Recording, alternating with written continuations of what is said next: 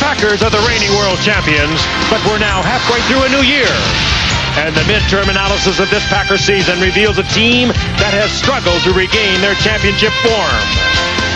But the Green Bay juggernaut is gathering steam, and the Pack has vaulted past division rivals in recent games. Brett Favre remains a titanic force at quarterback. And with the Patriots across the field again tonight, Favre is ready to go. What happened last year is over. We have a ring, but we're playing for this year, not for last year. They're a great football team, and playing them at their place on Monday night will have the type of atmosphere that we had in the Super Bowl. He is the league's most valuable player, and now he leads his team into this Super Bowl rematch. It's the Packers and the Patriots on ABC Monday Night Football.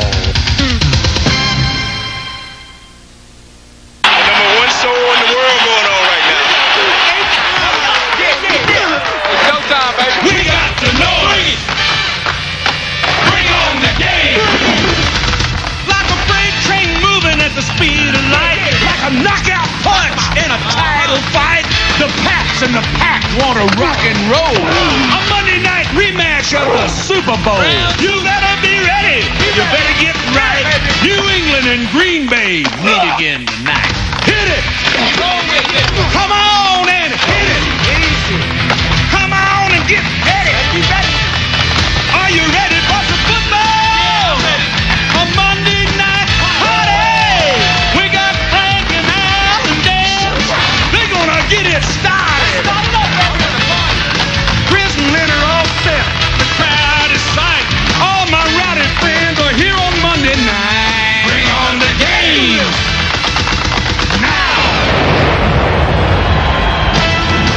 The skyline of Boston on a cool, damp New England evening, and located some 30 miles to the south, Foxborough Stadium. It'll be rocking tonight. 60,000 plus on hand for the New England Patriots and the Green Bay Packers. Hello again, everyone. Frank Gifford, and it is deafening here tonight. A rematch of Super Bowl 31. Green Bay and New England. Green Bay, of course, won that 35-21. But both teams come into tonight at 5-2, and both teams need a win to stay atop of their respective divisions. Neither team has been satisfied with the results thus far this season. After a good start, New England got off 4-0. They have lost 2 of their last 3. And Green Bay has suffered and been bedeviled by injuries, Al, particularly on defense, where they were the best defensive team in the league a year ago. They have really been hurting this year. Last year, Frank, as you will recall, they were almost injury-free, but a different story. It might have been a bad omen, in fact. In their first preseason game in the first quarter in July, they lost their top running back, Edgar Bennett, to an Achilles tear, gone for the season. Then in the very first play of the regular season against Chicago, they lost their outstanding cornerback, Craig Newsome, for the season. So they've been dinged, but it's a team right now that is still 5-2, had a bye week, and Mike Holmgren, their coach, did something unheard of. He told the guys take an entire week off. So away they went, scattered hither and yon. He said they needed to get refreshed not only physically but mentally, and Mike Holmgren thinks this team is primed for a big second half of the 1997 season. One thing is clear, if they can come into Foxborough and beat the Patriots in a road Monday night game, they will send a very distinct, clear, and loud message to the country. We are the Super Bowl champions. And they come in to face the New England Patriots, a team, Dan, that started out 4-0, but right now they're groping a bit. They are, Al. If you can say that 5-2 is groping, but they are, really, because when the New England Patriots looked at the 1997 schedule in the first half of it, the first 8 games, they targeted 4 games as their big games out of the first half of this schedule. Well, one of them was their first game against the New York Jets. They barely squeaked by with an overtime win. They had to block a field goal to do so. The second game was their Monday nighter in Denver a couple of weeks ago. They were routed by the Broncos. And the other big one was last week, and they lost to the New York Jets at the Meadowlands. The fourth game is tonight. The Green Bay Packers, the defending world champions.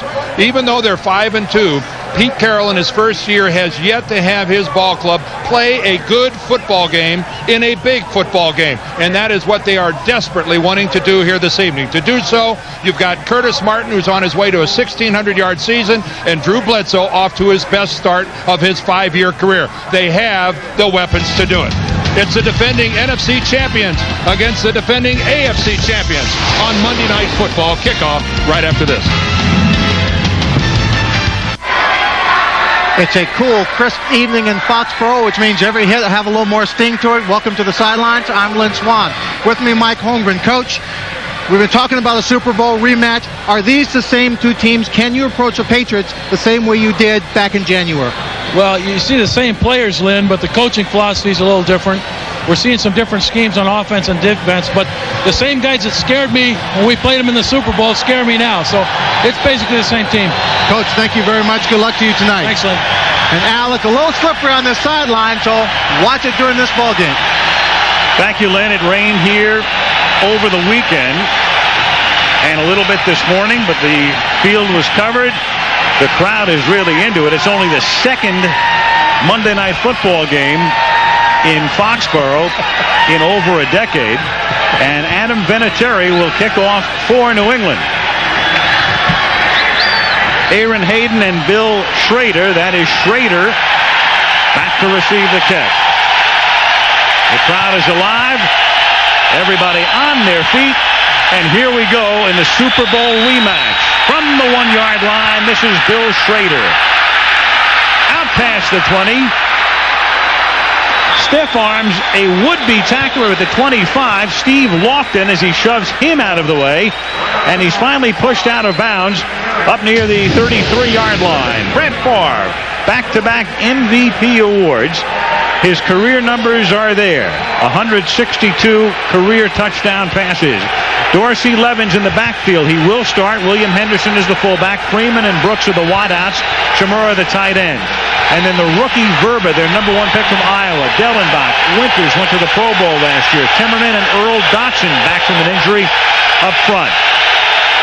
From the 33-yard line, out of a split back set, they put Brooks in motion on the first play, and the play fake, and under pressure, it's Henderson. They love to go to him out of the backfield, makes the catch up to the 44-yard line, and that is a first down on his 22nd catch of the season. New England defensively, Mike Jones, along with Wheeler, Henry Thomas, the veteran, former Viking and Lion, and McGinnis is back. Slade, Johnson, and Todd Collins are the linebackers, and it's a real good secondary. Law and Hitchcock, Malloy, and Willie Big Play Clay with 4 interceptions this season. First down from the 44-yard line. 3 receivers in this set for Green Bay. The extra wideout is Derek Mays, and they give it to Dorsey Levens, and he picks up 5. Levens had been questionable all week as he suffered a chest injury in the Chicago game 2 weeks ago, and his status was doubtful for a while. He actually tore some ligaments that connect his clavicle to his sternum. So you can imagine how vulnerable Dorsey Levens has to be right in the middle of his chest. And I guess the biggest thing that bothers him is a twisting motion in the upper portion of his torso. So it's very interesting tonight to see how much football they're going to be able to get out of Dorsey Levens. His backup is Aaron Hayden, who's carried the ball only 9 times all season. They have 3 guys in the backfield with Freeman going in motion as they show New England a different look, and the catch is made at the 50-yard line by Levens, who pays the price immediately. It's a minimal gain. It'll be 3rd down and 4 at the 50. Stopped by Todd Collins. And I think you probably have already noticed the decibel count. It has been so noisy here already. And Pete Carroll, the coach of the New England Patriots, who was criticized a little bit about being too laid back as we look at the replay, and said, why don't you come out there and just make some noise? And Green Bay is a team that likes to audibilize. They like to change the play at the line of scrimmage. Brett Favre reads defenses very well, and you'll hear a crescendo go up as he comes up to the line of scrimmage on 3rd down and 4.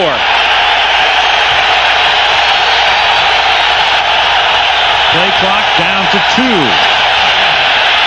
And it's Levens, and he is stopped in his tracks as Teddy Bruschi breaks through to make the tackle. 4th down. They move Bruschi around. They use him in certain situations, like 3rd down and 4, and he responds as Craig Hentrick comes in to punt.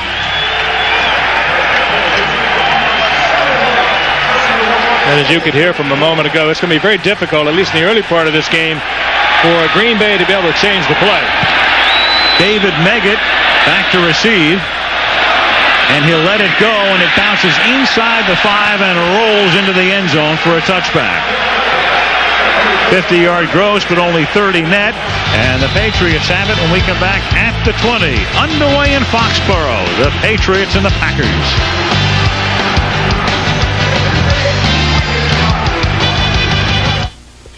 Frankie, let me ask you a question. Yeah, These frogs, do they really taste like chicken? I'm not answering that. I'm just curious. Stop it. Come on, it's barbecue season. Would you marinate them? Would you slow cook them? We could toss them over a salad. Drew Bledsoe, the number 1 pick 5 years ago in the draft out of Washington State. His career numbers are there. This season, 17 touchdown passes, second only to Jeff George in that department. Curtis Martin in the backfield. Byers is the fullback. Jefferson and Glenn are the wideouts, and Ben Coates the tight end. And up front, the key is the left tackle, Bruce Armstrong, with Lane Woolabar, Rucci, and Zephyrus Moss, who'll be busy tonight, mainly going up against Reggie White. From the 20-yard line on first down, Bledsoe to the air, stays in the pocket, and a first down on an 11-yard pickup to Sean Jefferson. Tackled by Doug Evans. Now the Packer defense, and they have really been soft in the middle against the run. White, Dotson, they get Brown back. That'll make a big difference, and his 350 pounds along with Wilkins. Seth Joyner, the longtime Eagle, with Harris and Brian Williams. And then the secondary with Tyrone Williams, Spelling, Newsom, Evans on the other corner, and Butler and Eugene Robinson, the safeties. Veteran unit from the 31-yard line. Bledsoe throws off balance, intended for Terry Glenn, who's been in and out of the lineup all season with an ankle injury, the guy who last year caught 90 passes to establish an NFL rookie record. And he's not back 100% yet. He plants the foot to cut off it, and he gets a searing pain. He sometimes has to come out of the lineup for several minutes, and he also had a problem this past week with a bruised thumb that's swollen up about twice the size. I don't see him wearing anything on it. Yeah, he is on the left thumb there. He's got a problem there. That's Glenn in motion, action on the left side, and a whistle blows the play dead before its inception. Our referee tonight is Walt Coleman. False start.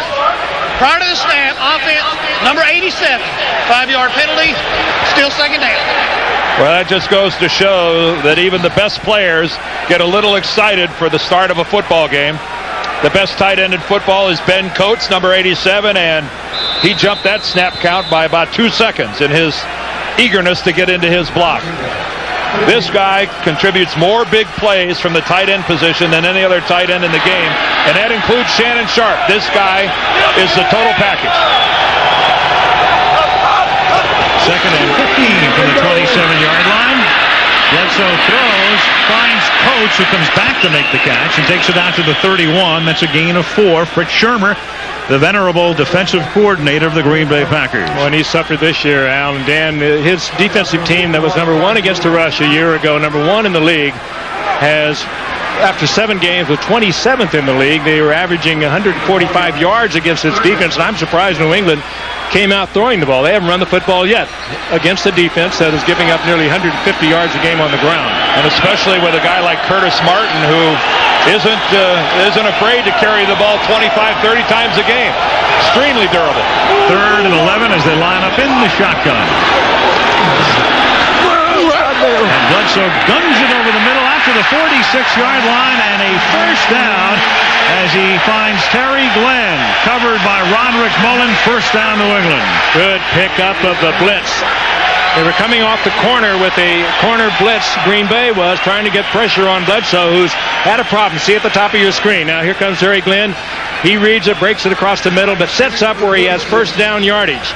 Did a nice job. Zephyrus Moss, big 77 there. You saw him in the lower right-hand portion of your screen. He floated out and picked up the blitzer.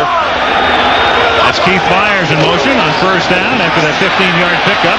And this is Curtis Martin. His first carry of the night takes him up to the 48-yard line. Curtis Martin picked up in the draft of 1995, and the 2 key running backs out of that draft have become Martin and Terrell Davis of the Denver Broncos. Martin in the 3rd round and Terrell Davis in the 6th round, and they've just been remarkable for these past 3 years.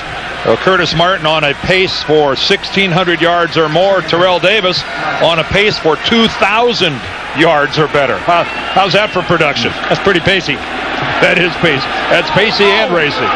But a couple of cheap backs, at least as far as the draft was considered, a 3rd and a 6th. Davis with 207 yards in Denver's win yesterday at Buffalo. The deep drop by Bledsoe. The secondary does its work. And then Bledsoe flips one, and it's caught by Martin. and a first down at the Green Bay 32-yard line. So everybody covered. Martin floated out, went down the sideline, and Bledsoe was able to get it to him for a 22-yard pickup. Bledsoe scrambled out of the pocket. He was chased by Gilbert Brown. That's not much of a chase. Brown going about 350 pounds, and give that all the credit to Bledsoe. He didn't find a receiver with his initial drop, eased out to the right, and Martin kept it alive. Well, Brian Williams, the linebacker, was locked up in single coverage with Curtis Martin, and that's an advantage New England all the way. And first down, and Martin shaves it off the backside and takes it to the 21-yard line, very close to a first down. Evans and Robinson up from the secondary to stop him.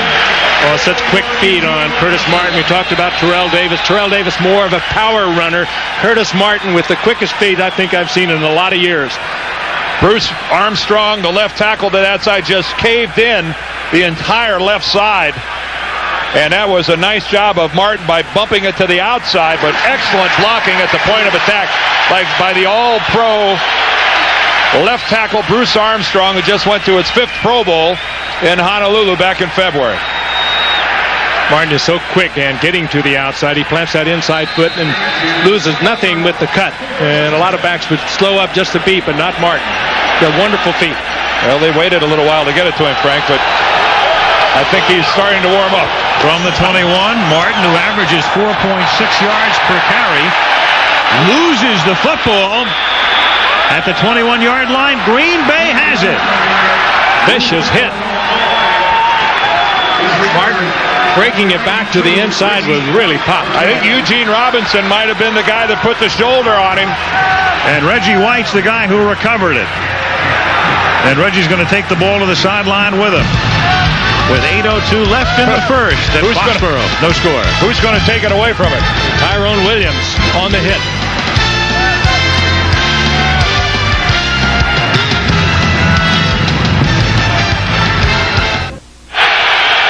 And we're back. Green Bay has it from the 19-yard line on first down, and Dorsey Levens picks up one up to the 20-yard line. And let's go back and take a look at the fumble by Martin to turn the ball over to the Green Bay Packers.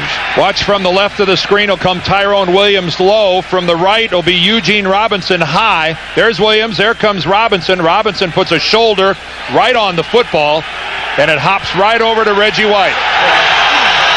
Second down and 9, and Favre hits Levens, and Dorsey picks up 7 out to the 27-yard line, a little short of the first down. And the Green Bay Packers are going without a huddle here on third down and a yard. And this is the kind of a thing you can do after you've had a bye week. Coaches get a little extra time to think about stuff like this. I'll tell you, the noise is going to make it very difficult for them to communicate. And Favre just takes the snap and does it himself over the right side out to the 32-yard line. And that just took the Patriots completely by surprise. It's almost as if the Packers looked confused, but it was an organized confused, and Favre knew exactly what he was going to do. And they still go without a huddle. And Favre throws, and it's dropped as he tried to hit Mark Chmura. So they go conventionally on their first series to the Packers, and then go without the huddle on the second series. And here they go again, and you'll hear the noise level go up. Favre trying to get the play to the wide receivers, and here comes the decibel count. Second and 10, going deep and too deep. The coverage is very good, intended for Robert Brooks, and Ty Law was with him step for step. Third and 10. Ty Law very aggressive on the corner. He is a really fine cornerback, sometimes a little too confident of his own ability, but he plays this perfectly against Robert Brooks. And the hand in there working a little bit, and we see that so much. But if you're judicious about it, you won't get a flag. And after all that success, the Packers go back to the huddle. And they come out with 4 wideouts this time. Don Beebe is the 4th wideout. Earl Dotson, their right tackle, better get up on the ball or they're going to call him. He's way off the ball. Well back, but no flag. Now there is a flag, but it comes from the other side of the field as Antonio Freeman makes the catch, and it's close to a first down. I think it is a procedure call, though, against Green Bay, and you might have hit it right on the head, Dan. He was way off the line of scrimmage. Well, both tackles, Ross Verba, the rookie on the other side,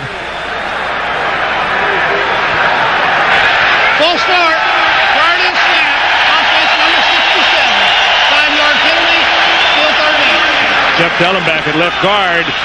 And Jeff Dellenbach made a start at left guard. He's played in a lot of positions over his career, a 13-year career, but he made his first start tonight at left guard for Green Bay. He's the second guy in as you look at it from the far side. You saw that was a mini twitch, but it was enough. 3rd and 15 with the crowd roaring.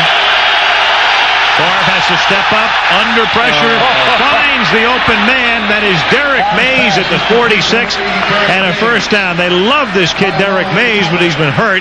If they can keep him in the lineup, Mike Holmgren is sure he has an emerging star. Few people could throw that pass. Brett Favre getting hit, falling away from it. Somehow, just with a full arm throw, was able to complete that pass for a first down. Amazing. Without a huddle, Favre taken off, and that's another first down, and he gets banged down by Willie Clay, but not until he picks up a first down to the 43-yard line. Brett looked like a running back, making defenders miss him, putting moves on. How about that hook slide, Brett? He's so emotional. He tries to make the big play on every play. Sometimes it works, sometimes it hurts. Now Levin's on the ground, and he picks up 3. Dorsey to the 40-yard line, stopped by the middle linebacker, Ted Johnson. Brett Favre has just broken another of Bart Starr's records. As you can see, in less than half the games, he's already completed more passes than the great Bart Starr did in his career. Levins through the middle, and it's a 7-yard gain and very close to a first down. Todd Collins stops him at the 33-yard line. So very effectively are the Packers going to the no-huddle here. What they are doing is they are getting the play called without the huddle before they come up to the line of scrimmage, and that's when the noise comes up. And Mike Holmgren, you saw him look aggravated, then he laughs. You know what the deal is here. We have something going, but they're so close to a first down that the officials said we have to bring the chains in. And it is a first down. Meanwhile, there's a game going on, as you know, in Miami tonight because of the World Series last night. It's the Bears in Miami. And with 8:20 left in the first quarter, the Bears lead the Dolphins 7-0 on a Raymond Harris touchdown. Now Dorsey Levins picks up 5 to the 28. Tackled by Brandon Mitchell. A lot of emotion here in the early going of this game. And the crowd, they really haven't picked up on the fact that the play is called before they start shouting. 2nd and 5. Favre dumps it over the middle. Levins again. Great move to the 19-yard line. Tackled by Mitchell. Well, what a move he puts on Todd Collins, the outside linebacker, who's locked up with Levins all the way. Boy, Collins is really going to be upset. He's sitting there waiting for him, and look at that. Wow. There's nothing wrong with Dorsey Levin's legs. They're working just fine. He may be a little sore up by the shoulders, but his legs are fine, Frank. That'll be a little embarrassing on Wednesday, don't you think, when they look at that in the team meeting? Whoa. And they see his jock at the 25-yard line. First down at the 18. That would be embarrassing. Yes. Favre caught by Chimura and marked to the 6-yard line. Tackled by Ty Law. Chimura injured on opening night, as you'll recall, in the Monday nighter against Chicago. Looked like he might be out for 2 months. He was back in 3 weeks. Big man, 6'5", makes a great target. 2 terrific tight ends in this game tonight. But Mark Chimura of Boston College, born in Massachusetts, kind of a hometown boy. Well, Chewy getting his chance to shine. The great Keith Jackson retires and doesn't come back with the Packers. And out from the shadows comes Mark Chimura as the main man. 1st and goal. And timeout is called by Brett Favre. Timeout as he tries to culminate what has been a beautifully conceived no-huddle drive. 3 minutes, 28 seconds remaining in the opening quarter in Foxborough. Still Packers nothing, Patriots nothing.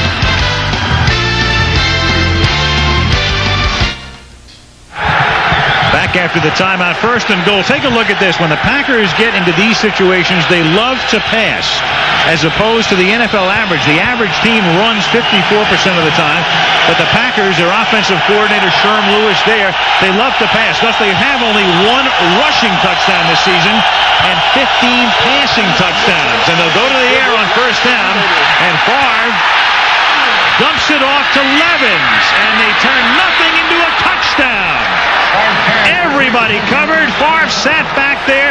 had a ton of time and then hits the outlet for the 6. Oh, he buys so much time. He is so heady in the pocket.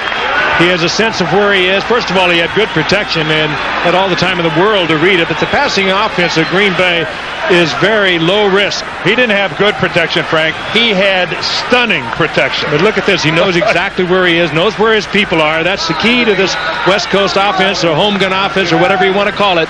Low risk, high percentage, and Brett Favre doesn't hurt. Ryan Longwell for the point after that's good. Levens has now caught a touchdown pass in his last 2 games. Brett Favre has thrown his 16th of the season. They go to the no huddle and go 81 yards with 3:19 left in the opening quarter. Green Bay 7, New England nothing.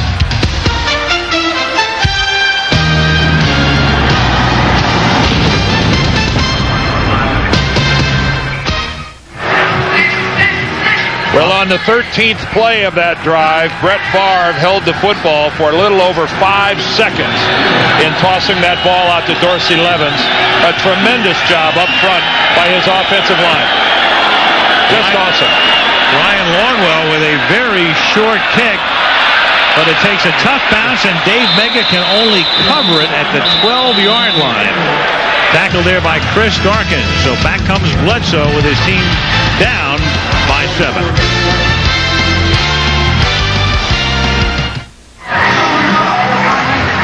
Back in New England on a cool night, but dry. You can see your breath. And you just saw Mark Wheeler's breath, and he's out of breath right now because the Patriot defense was run ragged by the Green Bay offense on that last drive. I think it's kind of clever of Mike Holmgren to go to that no-huddle offense, particularly with Brett Favre. He gets so emotional, so keyed up in the early part of the game, and if you go with no-huddle offense, he's busy all the time. He's got something to do, and I think that might be one of the reasons they're doing it. In other words, keep him occupied.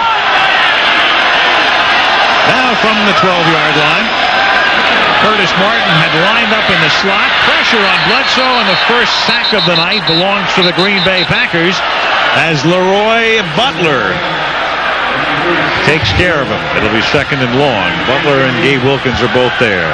Monday Night Football is being brought to you by Ford and your Ford dealer. Have you driven a Ford lately? Bud Light, if you want great taste that won't fill you up and never lets you down. Make it a Bud Light. By Nike. And by Dr. Pepper and your local Dr. Pepper bottler. Dr. Pepper, this is the taste.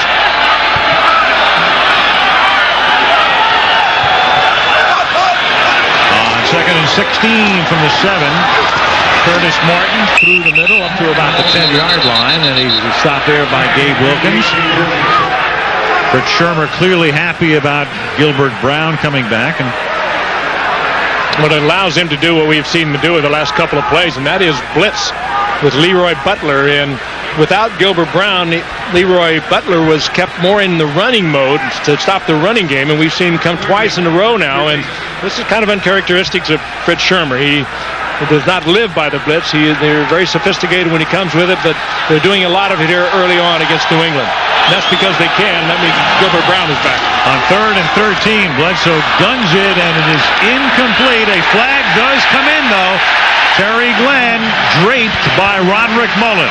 And a first down after the interference call.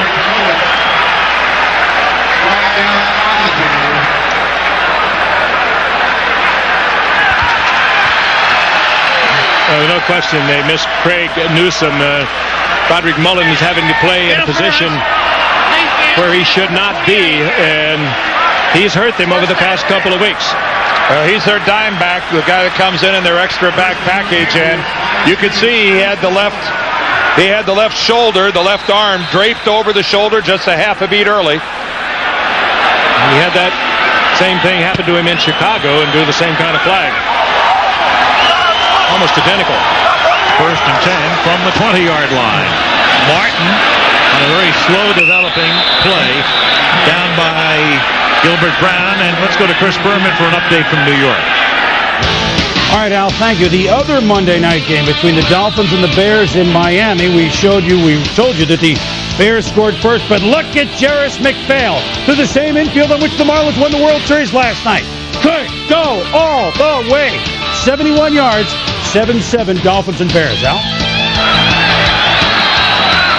All right, Chris, that one tied there. This one, Green Bay leading 7-0.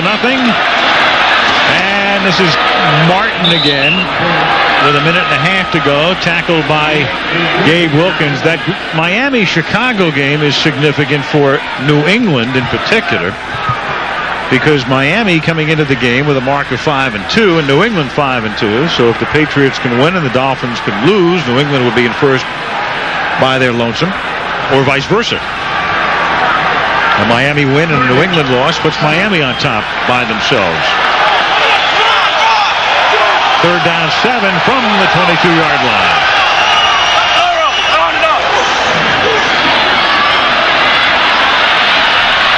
And Bledsoe throws, and almost a great catch, stretching out, reaching for it, but unable to hold on, and out of bounds as well was Glenn.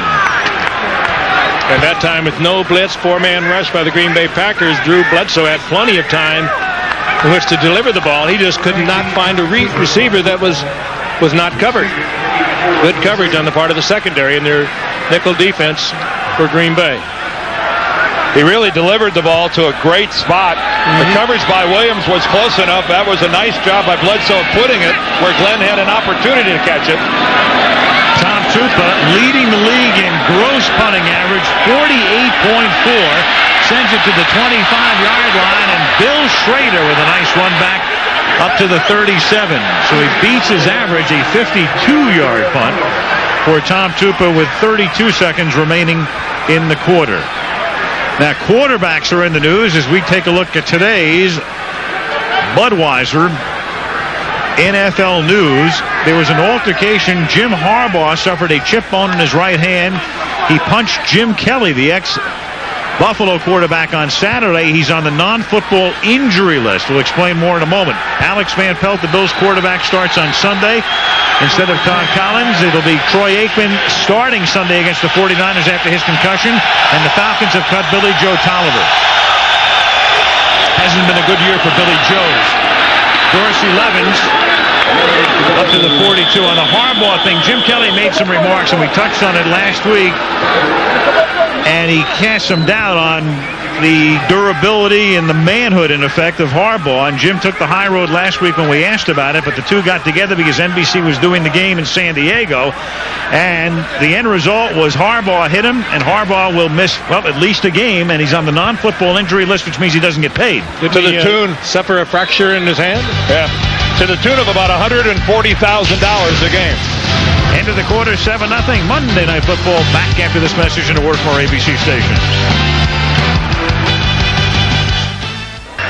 Make some news next week on special Primetime Live. Our boxing analyst Alex Wallow has an interview with Mike Tyson, who has not spoken publicly since the biting incident with Holyfield. Michael Jordan also featured. That's next Monday night before football on the special Primetime. Brett Favre scrambles and gets up to the 45-yard line. Teddy Bruschi stops him there as the second quarter commences in Foxborough. Al Michaels with Frank Gifford, Dan Deerdorf, and Lynn Swan, and Green Bay on top 7-0. Well, the Patriots got what they wanted that time, and that was Chris Slade loose in the backfield with a beat on Favre. But Brett, again, knowing which way to go, which way he's got an opening, just sidesteps and makes Slade miss. Slade is their leading sacker, and it's up to Bruschi to make a play after Favre gets downfield and picks up a couple. Patriots had a chance for a big play and whiffed on it. 3rd down and 3 now. Favre has it knocked down. The diving Larry Wiggum knocks it away. 4th down. Wiggum is probably their best special teams player. But when he gets an opportunity to get in there in a dime situation, that's how you get noticed. That's how you get more playing time from scrimmage. Trey Pentrick to punt. Dave Meggett, who's run back more punts for more yardage than any player in NFL history, back to take this one back from the 17-yard line. And the former New York Giant has very little room to roam as he takes it to the 22, tackled there by Travis Jervey. A minute into the second quarter, it's the Packers 7 and the Patriots nothing.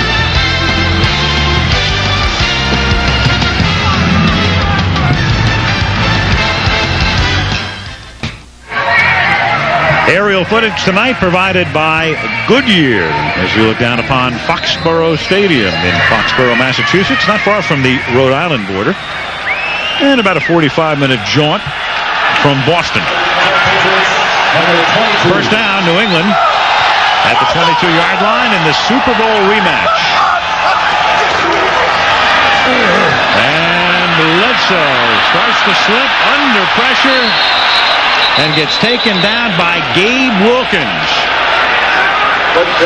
Drew looked like he had a receiver picked out and he was getting set to throw, but you saw him slip, and once he slipped, he was distracted. He lost vision downfield, thus the sack.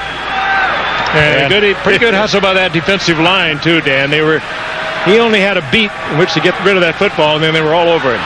And that's what happens to you when you hustle on that defensive line. Chris Slade working up a good speed. Second down and 17, and Martin threads his way out to the 22-yard line, back to the original line of scrimmage. It'll be third down and 10. Drew Bledsoe, and Dan talked about it at the top with New England trying to win big games. Now, Bledsoe has been in some big games, but his best performances have not come in big games. He's very much mirrored this team over the past few seasons. And they know it, and if they lose tonight, if they don't play well against the Packers, and as the Patriots prepare for the second half of their season, their confidence is going to be on the floor. This game is so big for them in so many ways, other than just winning. Third and 10, and Bledsoe throws, and nobody's home. And a flag is down up at the 44-yard line. Blitz up front, and man-to-man Tyrone Williams was locked up on, I think it was Terry Glenn.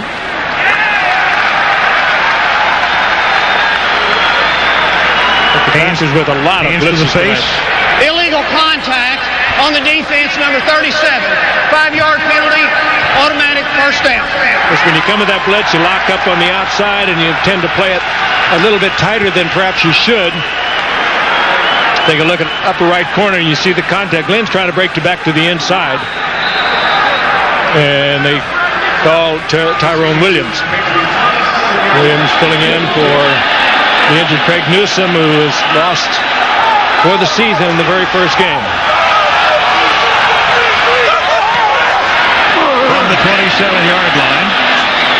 That's intercepted by Brian Williams at the 30-yard line, and so the Pats turn it over again. The last turnover was the Martin fumble, and Green Bay came back 81 yards. And now a Bledsoe pick by Williams, and Green Bay in great shape at the Patriot 30-yard line. Just a real simple zone coverage, and Williams just sits down in his short hook zone, and all he does is elevate. He gets up for a ball that's really not all that high. He's got a good presence about him, though, Dan. He did this against the Bears, even though a week ago, and Green Bay just barely pulled that out. One of the reasons was this kind of an interception by Brian Williams. He threw it right in there. It's not a very good-looking throw by Bledsoe when no other person is in the picture other than Williams. And now a fumble by Favre. The ball is loose. His arm wasn't coming forward, and New England gets it right back. Well, it is a little slippery out there tonight, and that ball probably came out of a wet spot. Favre just lost the ball. He just goes back to throw it, and it just slips right out of his hand. It's a damp field tonight. Lynn Swan talked about it earlier. And he just loses it. He tries to pull it back, and I don't even know whether he was going to throw it or not, but he just lost it. Well, it was two mistakes by Brett Favre. He drops the ball originally, and then all by himself isn't able to corral it and fall on top of it, retain possession. And that's what Brett Favre is all about, though. He wants to pick it up and run with it, and takes that risk. He just thinks he can do it all, and well, he can do most of it. You'll have to settle for some of that from Brett Favre. He just tries to win the game on every play. The fumble was recovered by Willie McGinnis. And now from the 42, they're all out of sync. The ball is snapped, but the offensive line didn't know it. Well, Dave Woolabaugh, the center, appeared to be the only one who knew it. He snaps the football, obviously very prematurely. Favre Bledsoe not expecting it. It just bounces off his hands. As a matter of fact, Woolabaugh just held it up there for a while. And so, it's a 2-yard loss. Back-to-back mistakes by the Patriots offensively. Now 2nd and 12. He's going to air it out. Going deep for Glenn, who makes the catch at the 10-yard line. Tyrone Williams with the coverage, but it was Glenn on a play they've been working on for the last couple of weeks. They finally have Glenn healthy enough to go deep, that deep, 50 yards. And he was so far beyond Tyrone Williams. Had Bledsoe been able to lead him a little bit, that's 6 points. Now watch him sprint by him. He has great speed. Tyrone Williams thought he was going to run an out, got caught looking, and a good catch and a lot of concentration by Terry Glenn. That's not an easy one to catch. Big play, Drew Bledsoe, his 14th pass of 30 or more yards. Now Martin swinging to the outside, only white shirts and yellow pants, and he's taken down for a loss of 2. Eugene Robinson, the first to get him. Helped out by Evans. Everybody talks about getting yardage in chunks. Drew Bledsoe gets yardage in big chunks. There's such a fashionable thing now with this 6-7-yard pass, the dink pass. Look at that, 14 of 30 or more yards. Already over 100 yards passing for Bledsoe. And for Green Bay, the man they have got to watch is the man they like to go down in this territory is Ben Coates, as we look once again at terrific concentration by Terry Glenn. But they've got to cover the big tight end, Green Bay does. 2nd down goal. Play clock ticks all the way down. Bledsoe with a ton of time, throws, and it's broken up in the end zone. Intended for Vincent Brisby and broken up by Doug Evans. 3rd and goal upcoming. 10:59 left in the opening half. 7-0 Green Bay. Bledsoe has the gap. Tries to get it to Brisby, and a good defensive effort. Doug Evans. Well, Evans had to do a 180. You see that he lost track of Brisby for just a moment. What a recovery. Bledsoe arguing for interference. That was just an excellent play by Evans. 3rd down and goal. And Bledsoe throws, and at the 1-yard line hits Coates, who gets into the end zone. Touchdown. We got to cover him. All right. 3 receivers to that side. They run a confusing pattern, and Coates just sits down. And Frank, how do you lose track of Ben Coates? You can't. He's the big man they like to go to down there. That's his 5th touchdown of the year. He's a huge target. We talked about him earlier, 6'5", and he has an uncanny knack for just sliding along the line of scrimmage or rather the goal line and becoming open. It's just no secret that they're going to go to Coates, and yet he's left alone virtually by the Packer defense. Adam Vinatieri boots it through. Bledsoe has just thrown his 18th touchdown pass, and Ben Coates has caught touchdown passes in 3 straight games, his 5th of the year. And after the turnover, just like that, 7-7.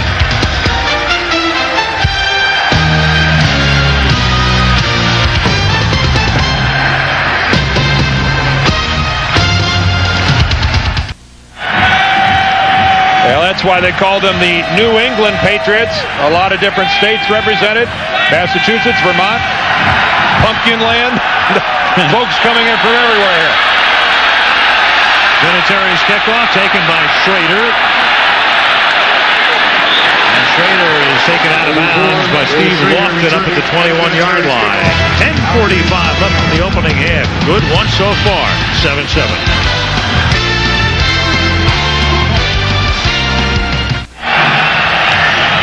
College football regional action Saturday. Ohio State takes on Michigan State. Then number 1 ranked Nebraska takes on Oklahoma. The Trojans of USC against Washington. North Carolina State against Florida State. That follows the Tour Championship. And we go to Kansas City next Monday night. Good one. Steelers, Chiefs, each 6-2 next Monday night. From the 20-yard line. Green Bay begins this drive with a Dorsey Levens 5-yard pickup up to the 25-yard line. The Miami-Chicago game taking place simultaneously in Miami. Chris Berman, update. All right, Al, thank you. John Theory forced the fumble early for the Chicago Bears, and now with Marino passing out of the end zone, he sacks number 13. Forces the fumble out the back, 12-7 Bears.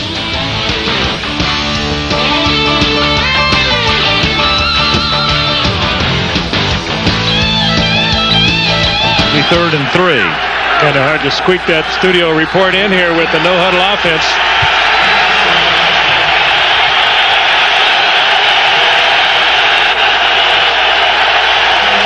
Third down and 3 from the 27-yard line.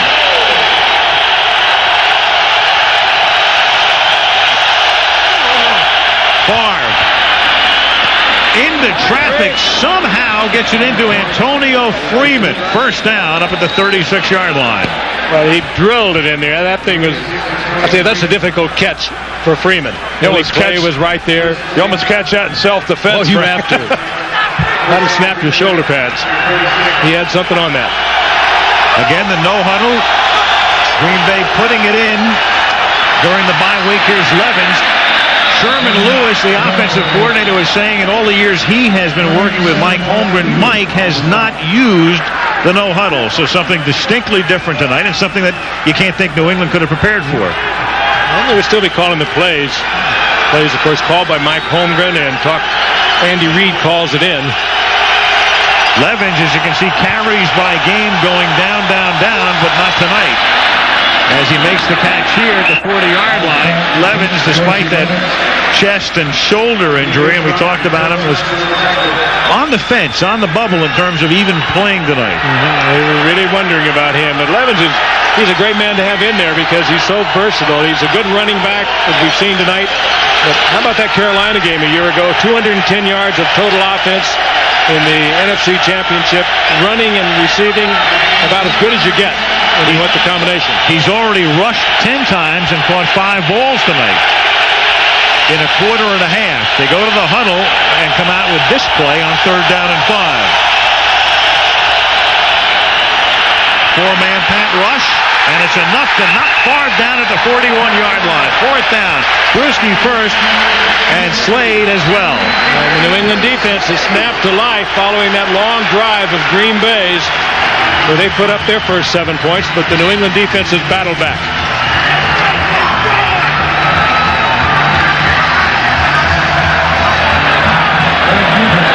Greg Hendricks a punt. Dave Meggett to run it back.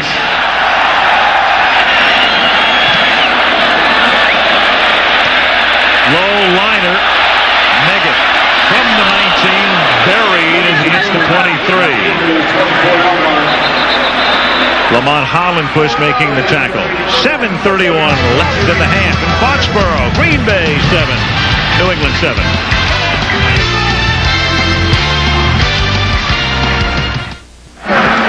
And there is your lineup tomorrow on ABC. Soulman Over the Top, Home Improvement, Hiller and Diller, and NYPD Blue. Wednesday, Spin City, Dharma and Greg, the Drew Carey Show. Ellen in primetime, live all in primetime, right here on ABC. Next Monday, we will be in Kansas City. Another beauty on Monday Night Football, the Steelers and the Chiefs. From the 22-yard line, Pats begin this drive with a Curtis Martin rush to the 28.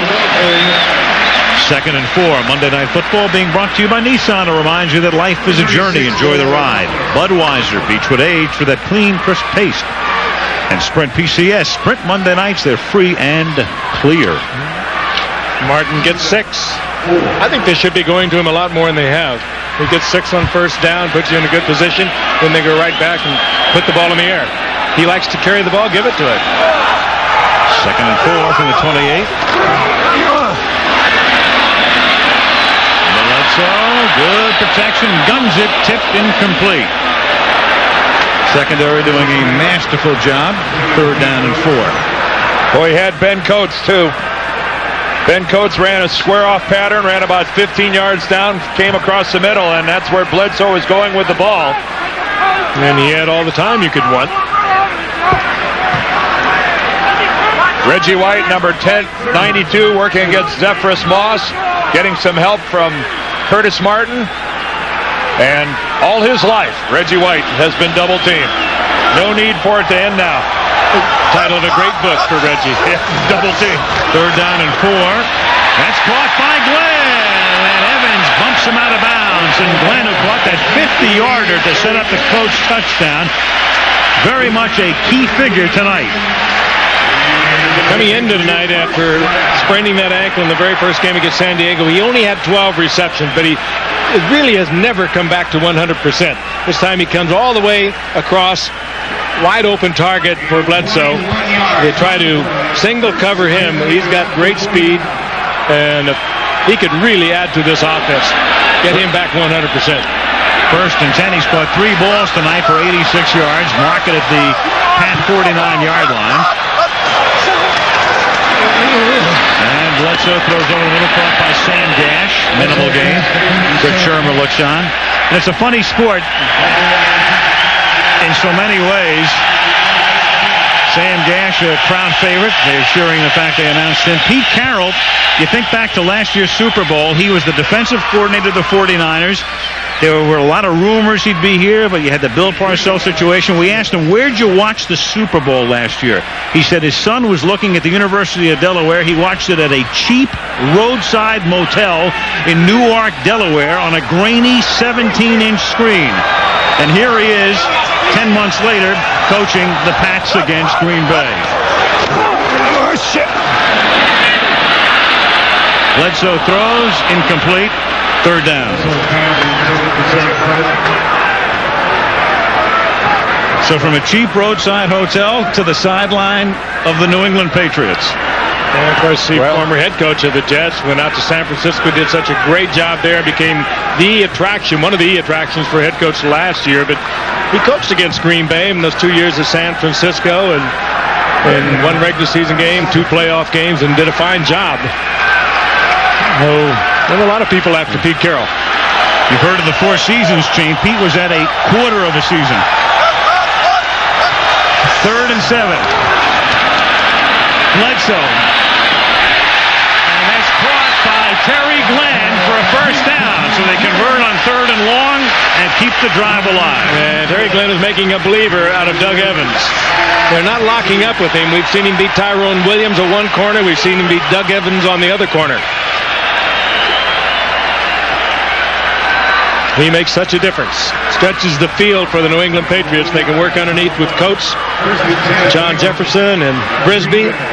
But a healthy Terry Glenn makes an entirely different football team for the New England Patriots. And the Packers not getting a lot of pressure up the middle. Bledsoe allowed to take his time and then able to step forward, step up into the pocket. You have got to make Bledsoe move. They just do get the play off. And the catch is made by Sean Jefferson. You saw Glenn take himself out of the game for a blow. Good blitz read on the part of Bledsoe and Sean Jefferson. He was the hot receiver. They were coming on the corner. Once again, Leroy Butler coming on the blitz.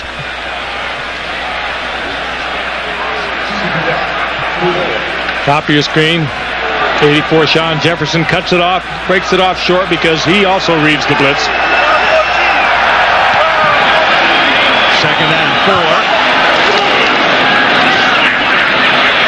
Backside screen to Byers, and Evans comes up to try to stop him in his tracks, but Byers is able to move further forward to the 28 and close to a first down. Well, that's close to having offensive linemen downfield, wouldn't you say, Dan? They were crowding it. They were close. You're always defending them. Yeah, I'm not picking on them, but they just looked like they were more than 2 yards downfield. No, I'm not defending them. I'm saying you're right. It was very close. Left guard, left tackle floated out to that side to get in front of Byers. Unfortunately, they weren't able to make a block. Byers got that on his own, having to challenge Evans. Of course, it's easier to challenge a cornerback when you're a 255-pound fullback like Keith Byers is. He is a load. Oh, he just loved to pancake him, don't you? Yep. And Evans at 190, as you see, had to give up a couple yards on the hit.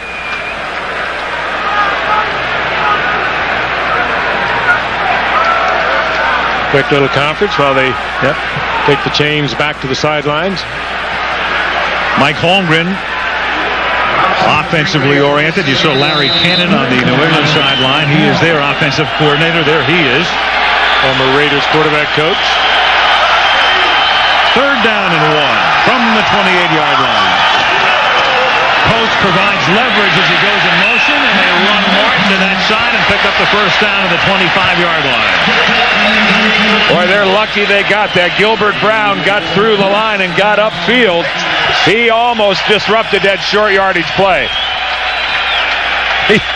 Big Gilbert at 350, 360 pounds. He got it moving in one direction. Woolabaugh, the center, is trying to keep him from getting the play. Gilbert got an arm on Curtis Martin, but not able to make the tackle. Almost. From the 25-yard line. After the fake draw to buy time, Bledsoe guns it to the end zone and broken up at the last instant. Tyrone Williams getting a hand in there to break up the play intended for Terry Glenn. Bledsoe just a little slow getting it there. Once again, Tyrone Williams locked up Terry Glenn all the way man for man. That's a big load to put on your cornerback. Here he comes, number 37. Tyrone Williams will move to the outside, turn him around completely. Bledsoe a little slow getting it there. Boy, with no safety help back to the inside, when Williams got spun around from that moment on, you're thinking this is a guaranteed touchdown. Bledsoe just a little slow on the delivery. Now 2nd and 10. Martin down to the 21-yard line. Gilbert Brown makes the tackle. It's a cool night, but the Green Bay defense is out there for a long time. This is a nice drive by New England. And ever since they were given the reprieve by Brett Favre in dropping the ball and giving New England possession when the Packers might have gone up 14-0, New England has been playing with a lot of confidence. Reggie taking a little breather. He can do that on his own at 35 years old. You earned that right. Sitting out this series, 3rd down and 6 now. Bledsoe throws, and it's an errant pass, and Glenn says, where's the flag? And the official said, no way, baby. Doug Evans covers, 4th down. And Adam Vinatieri, who's made 21 consecutive field goals over the last 2 seasons, will come in to try to make it 22 and give New England the lead. And they haven't been known a little bit. He wants to take a look again. Tight coverage on the part of Doug Evans. And again, Green Bay not shadowing Terry Glenn. They will lock up with either cornerback, whichever way he spreads. But Vinatieri's hitting 52, 49. 38-yard field goal attempt. Tom Tupa to put it down. And Vinatieri, like clockwork, with 2:12 left on the clock. For the first time tonight, New England has the lead, 10-7.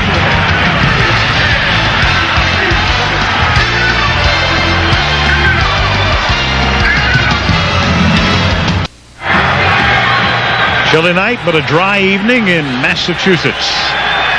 Green Bay and New England. Tonight's The Home Depot coaches back. Pete Carroll, Mike Holmgren, each born in San Francisco, raised in the Bay Area, and each came to his current job after serving as a coordinator with the Niners. Holmgren with San Francisco under George Seifert as the offensive coordinator, and Carroll there the last 2 years as the defensive coordinator. Vinatieri's kick is a short one, and Schrader takes it back up to the 25-yard line where Troy Brown makes the tackle. San Francisco coordinators all over the league.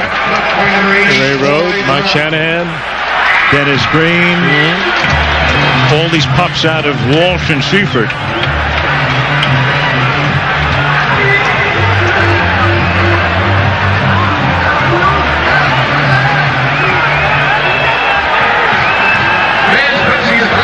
As we come up to the 2-minute warning, Dorsey Levens is out of the game, and Adrian Hayden, the ex-Charger waived by San Diego in training camp, is in the game, and along with Levens, so they're both in the game. They have Hayden and Levens, and first time we've seen this pair in tandem out of a split back set, and it is caught by Mark Chmura for an 8-yard gain as we come to the 2-minute warning, officially at 1:57 in New England, where the Pats lead by 3.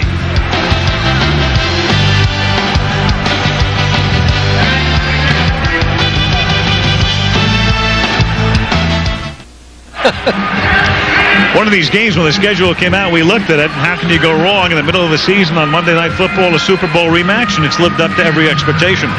Both teams have to win tonight to stay at the top of their division, and we're getting that kind of a football game. And just how quickly it turned, because initially it looked like Green Bay, because of some New England mistakes, was going to jump out to a big lead early, and then Green Bay makes a mistake, and now they're the ones that are struggling to get back and tie it up before halftime. And on second and a short two, it's Dorsey Levens up to the 40-yard line.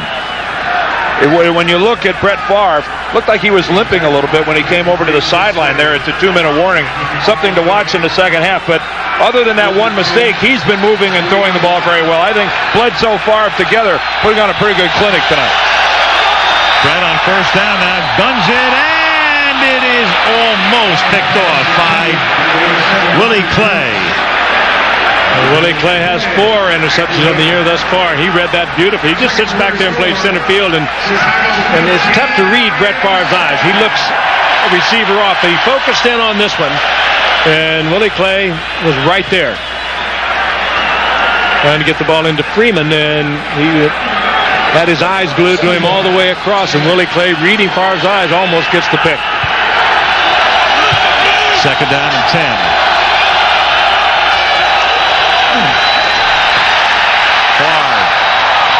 Caught at the 45, pulled in by Chamorro, stays inbounds. What a great catch. Oh, what a catch. And Green Bay will take a timeout. They have 1 remaining. Mark Chamorro coming back home in a way, played his college ball at Boston College. Watch this grab. Behind him, up in the air, 6'5", he goes up and pulls it down.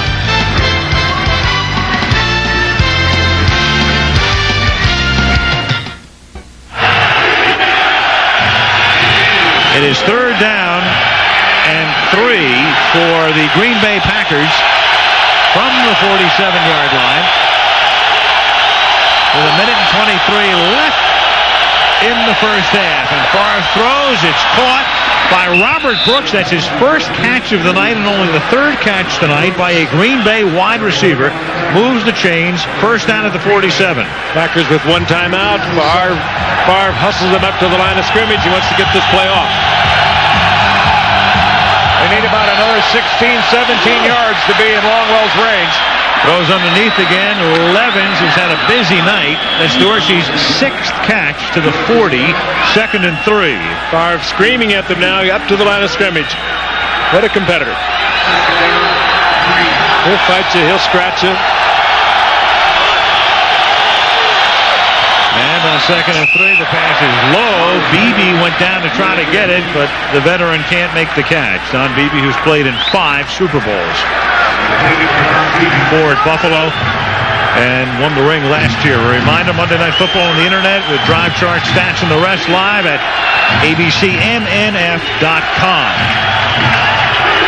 Third down and 3 at the 40. Third down. Longwell has kicked a 50-yarder so far this year. He's having a good year with the toe, 14 out of 16. Favre throws. That's a first down. It's caught there by Robert Brooks at the 32-yard line. Brett now has to take that last time out. Well, he didn't want to, but he looked over to Mike Holmgren, and Mike Holmgren said, let's take it. And they're about a 49-yarder right now. If they don't advance the ball anymore. Well, they have a lot of faith in Brett Favre. They're going to come with something, and something that he'll be very conservative with. About as good as you can get on this kind of a situation with no more timeouts. Make sure you don't run the clock out, come up with the right play, and make the right decision as a quarterback.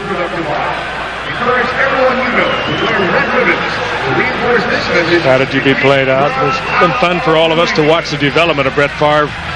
Now in his 7th year, first year with Atlanta, of course, and Bob Wolf traded for him with a first-round draft pick.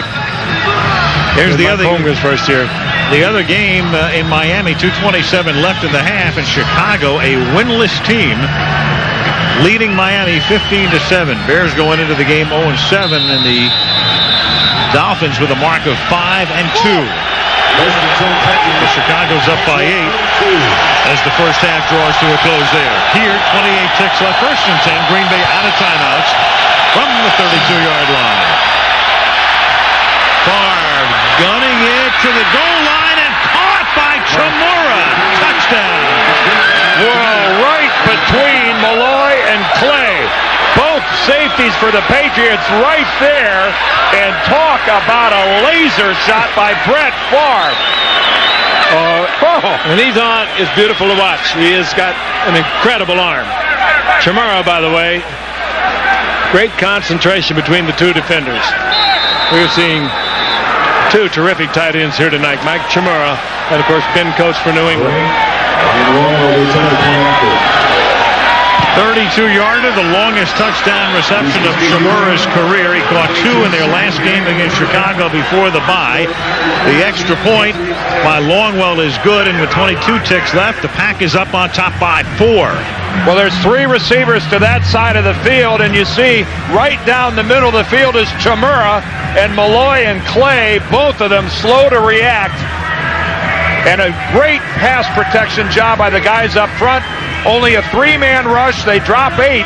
But even with 8 back, the tight end finds himself alone in the end zone. Look at that off balance. It is a laser shot. Whoa. Chamorro, big 6'5", puts that hand up in the air, make sure that Favre can see him. And good concentration by Chamorro. That ball left a vapor trail on its way to the end zone. That's how you get to be the MVP.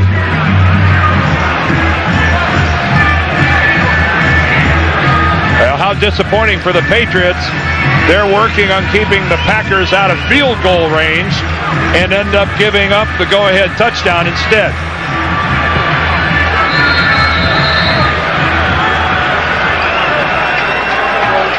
Mark's changing colors here. Yes, he is. Don't adjust your set. We need to adjust Chamorro at halftime. He's color bars tonight. Look at this guy. The chalk and the paint from the field. Somehow, if you know Mark Chamorro, you know he could care less. Yep. The dirtier, the better. Yep. He is his own man. Well, and he's got it all to his own now. Pro Bowl year in '95, but last year he spent so much time with Keith Jackson, who's now retired, and he's healthy again. And talked about the great Ben Coates on the New England side of the offense. Well, Mark Chamorro is right there with him. Mm-hmm. Well, now we'll see if Drew Bledsoe can take a couple shots. He'd like to duplicate that magic to Terry Glenn. From the 20-yard line. Little dump off. Curtis Martin, juke move up to the 39. They have all of their timeouts, and they used one right here with 12 ticks left. They don't have time to use the other 2. We won't go back to pick up any sort of clothing, but that's only because it doesn't come off easily. Nice little open field move by Curtis Martin. That's right. He is quick. Brian Williams was the man who left some equipment on the floor. Yeah, only because it's strapped on tightly is the reason that Brian Williams is still clothed. Get it into his hands, and look at the moves here. Talked about his quick feet. Plants and cuts. That's leaving not, Packers all over the field. That's not fair. You can't be stationary like Williams was and have your feet planted and think you're going to make a tackle on Curtis Martin like that. You'll make Curtis Martin's highlight reel. Yeah. That's like the old witch. I'm melting. Just reduced to a pile. First and 10 from the 38-yard line. Bledsoe underneath to Martin. And they're to the 50, and all they can do now is take a timeout and throw a Hail Mary.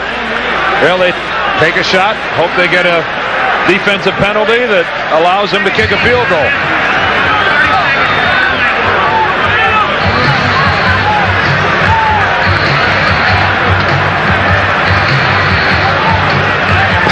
Well, I'm not quite sure what Vinatieri has in mind here, unless it's an extra point. Well, he's hoping that they get the penalty. Get interference, that's the other thing you could do. That can't end on a defensive penalty. He'd get his shot at a field goal.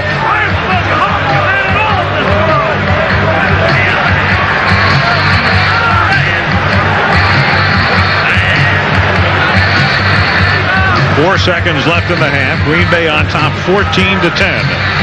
And Pete obviously upset at having that 10-7 lead and letting the Packers drive the length of the field in just a matter of seconds. He's reliving the thought of number 89, Samura, catching that ball between his 2 defenders. Pack already, they have 3 defenders already standing at the 10-yard line. And now Bledsoe does a dance, throws a wobbly dead duck that is intercepted in the end zone by Leroy Butler. Don't you know quarterbacks just hate that? Just having that interception.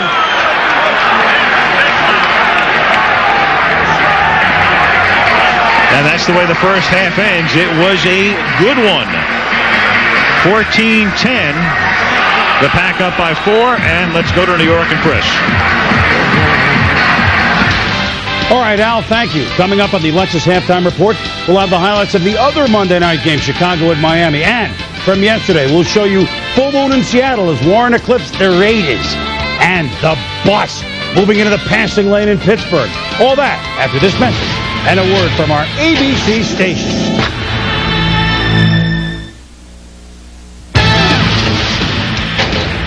The Lexus Halftime Report. Brought to you by Lexus in the new, faster, sleeker, meaner GS. Once again from our New York studio, Chris Berman. Well, trick or treat, everybody. Tonight, the treat is 2 Monday night games caused by the 7th game of the World Series last night in Florida. The first time this has happened since 1987, when Game 7 of the Cardinals at Twins moved the Vikings-Broncos game to Monday night. Tonight, it's the Bears at Dolphins in the other game, and here we go. Highlights from Pro Player Stadium. Very early on, John Theory a sack, Brian Cox the fumble recovery, Raymond Harris a touchdown. Then Anthony Marshall a pick, so the Bears over the Dolphins 7-0. Until running through the same infield in which Edgar Renteria had the game-winning hit. Jarris McPhail, look at him go, 71 yards, and the game is tied at 7. Then John Theory back in the action. Pythagoras' theory. Forces the sack, the fumble, the safety. It's a 15-7 Bears lead until just moments ago. Marino to Jarris. Feet don't McPhail me now. Touchdown, 2-point conversion, no good.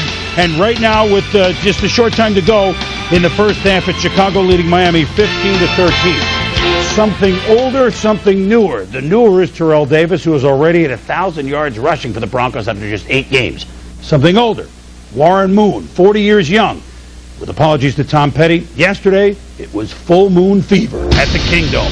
Seattle home against the Oakland Raiders. Who says Moon can't move? Escapes the rush and fires to James McKnight, the 4th-year man from Liberty. 42 yards, a touchdown. Moon threw for 409 yards on the day. 7th 400-yard game, tying him with Joe Montana for second. Only Marino has more. He threw for 5 touchdowns, 3 in the second half to Joey Galloway. 45-34 the Seahawks win. And Terrell Davis ran for 207 yards. The 5th 200-yard game in the league this year, his second, as the Broncos beat the Snow and beat the Bills in overtime. He earlier had 215 against the Bengals. So 2 200-yard games for Terrell Davis. Only 2 players have ever had more than 2 200-yard games in one season. Earl Campbell with 4 in 1980. O.J. Simpson with 3 in 1973. When we return, divisional showcases at both ends of the Keystone State. Monday Night Football is live on the web at abcmnf.com. Halftime in New England between the Patriots and the Green Bay Packers. Welcome back, everybody. Yesterday provided us some important divisional matchups. Minnesota beat Tampa Bay at the Big Sombrero, which puts the Vikes into first place in the NFC Central, pending the Packers' result tonight. In the NFC East, well, everybody's still kind of scratching their heads over the first place New York Football Giants. Dallas and Philadelphia knocked heads to get themselves into striking position. Knockout 3, 1, 2, 3, knockout! Unfortunately for Dallas, Troy Aikman was knocked out in the first quarter. He did not return, but he expects to start this week. We can't lose. Unfortunately for Dallas, they did. 37 seconds to go. Rodney Peete. To Chad Lewis, the rookie tight end from BYU. 13-12 Eagles. Everybody on this team dug down deep to get this one done for us. They dug all the way down to the bottom of their souls to pull it out. Because we needed everybody. We needed everybody. I'm proud of you guys, man. Got another one next week. Let's get ready for it.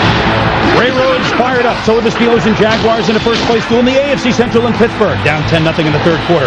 Here come the Steelers. Cordell Stewart, 28-yard rainbow to Courtney Hawkins. Pittsburgh on the move. Big players make big plays in games, baby. Early in the fourth quarter, the bus, Jerome Bettis, revs up 19 yards to the on-ramp of the end zone, setting up a Stewart 1-yard touchdown plunge. The bus just starting to roll, baby. Just starting to roll. On to overtime. Cordell brought his shovel. Bettis did the rest. Hop on the bus, Gus. In Pittsburgh, there are 50 ways to beat the Jaguars. You the man, baby. Wow, dog. You the man. Wow. You made it happen. Hey, way to save me, baby. That was nice. What a great ball game that was. Pittsburgh wins in overtime 23-17. Of course, you remember earlier this year in a Monday night game, the Jags beat the Steelers in a game decided at the gun. Perhaps these two are cruising towards a third meeting in January. Well, pretty good scene at Foxborough tonight, Super Bowl 31.5. Let's go back to New England and Al Michaels. Al? All right, thank you, Chris. These two teams, of course, met last January at the Superdome in New Orleans. Green Bay won the game by 14, and tonight's game living up to every expectation with Green Bay on top 14-10. And it was the Packers without a huddle on their second offensive possession, going 81 yards, capped off by a Favre to Dorsey Levens touchdown, 7-0. But New England responded. Ben Coates got into the end zone to tie at 7-7. A Vinatieri field goal made the score 10-7. And then in the waning seconds of the half, without a timeout, it's Favre hitting Mark Chmura for a 32-yard touchdown to give Green Bay the lead. Favre and Bledsoe, the two teams winning the respective conference championships last year. Big crowd tonight. You couldn't ask for anything more on Monday Night Football. Should be a terrific second half. Green Bay 14, New England 10 at the half. And we're back to start the second half. Al Michaels with Frank Gifford, Dan Deardorff, and Lynn Swan in Foxborough, Massachusetts. Ryan Longwell kicks off as the Patriots receive. Third quarter is underway. Kick taken at the 5 by Dave Meggett. Up to the 26-yard line he goes. Lamont Hollenquist makes the tackle. Larry Kennan, last-minute instructions for Drew Bledsoe. If we take a look at the numbers through the first 30 minutes. Get out of the way of the numbers. Yes. Well, you see the yardage, impressive numbers for both clubs, but you drop down to the turnovers. Both teams have profited 7 points wise, but 3 times the Patriots have turned it over. They're lucky that the Packers have only scored 7 points off of those 3 turnovers. Offensively, good halves for both clubs. From the 26-yard line, Curtis Martin up to the 31. He's tackled there by Reggie White, who had a pretty quiet first half, all things considered. Didn't get many calls. Well, you know, he's playing against a guy who knows him really well. Zephyrus Moss, who last couple of years has been in Detroit, and he's a guy that, even though he did very little that time against Reggie White, Reggie circles all the way around. Zephyrus is a big body, and that's what you need to play Reggie White. Somebody that physically can keep him from being bull rushed by him, Frank. Well, Martin gets 5 out of it because he did make him go around. One thing White did do in the first half was recover a fumble by Curtis Martin as Bledsoe throws, caught by Jefferson, who pinballs off Evans, and then is tackled at the 31-yard line. He was a lot closer to the first down than he eventually winds up. That was about a 5-yard rebound off of Evans. When you see where that ball's first caught by Jefferson. Evans wraps up the arms, they'd mark it right there, but he didn't.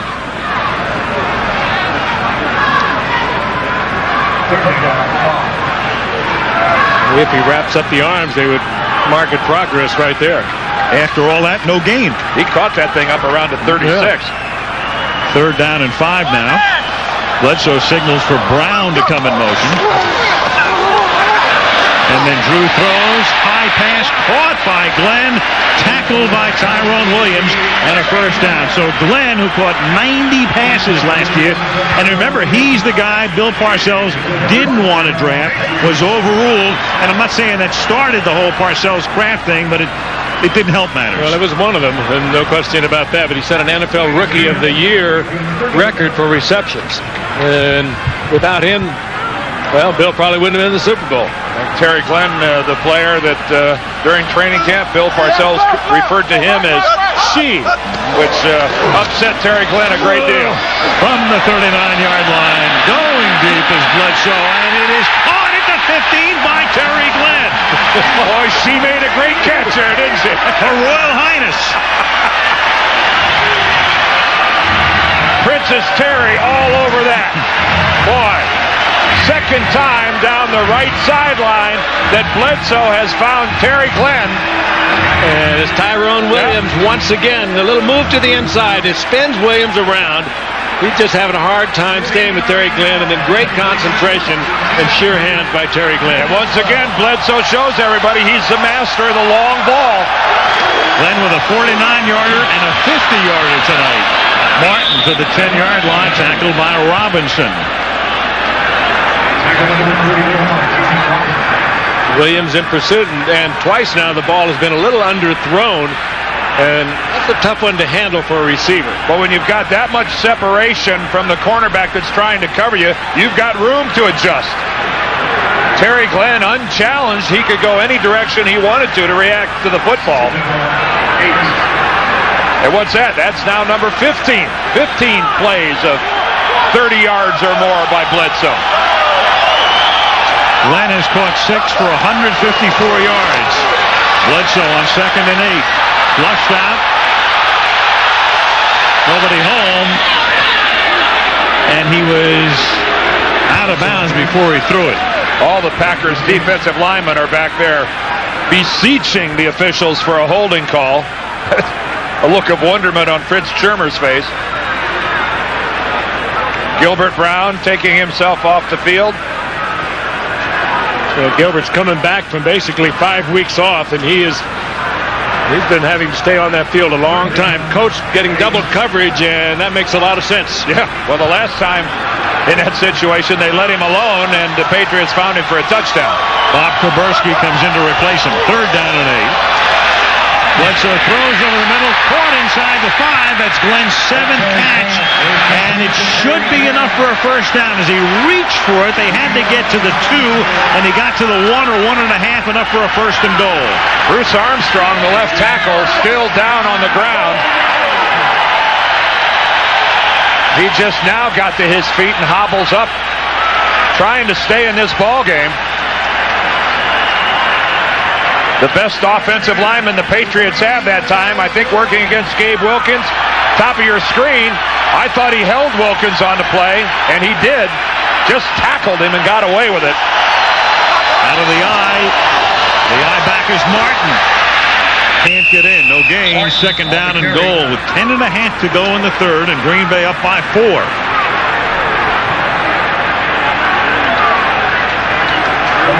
Well, the way that Armstrong is hobbling around, the Patriots ought to try to hammer this into the end zone. I'm not sure that he's capable of giving Bledsoe much in the way of protection if this was any type of a drop-back pass.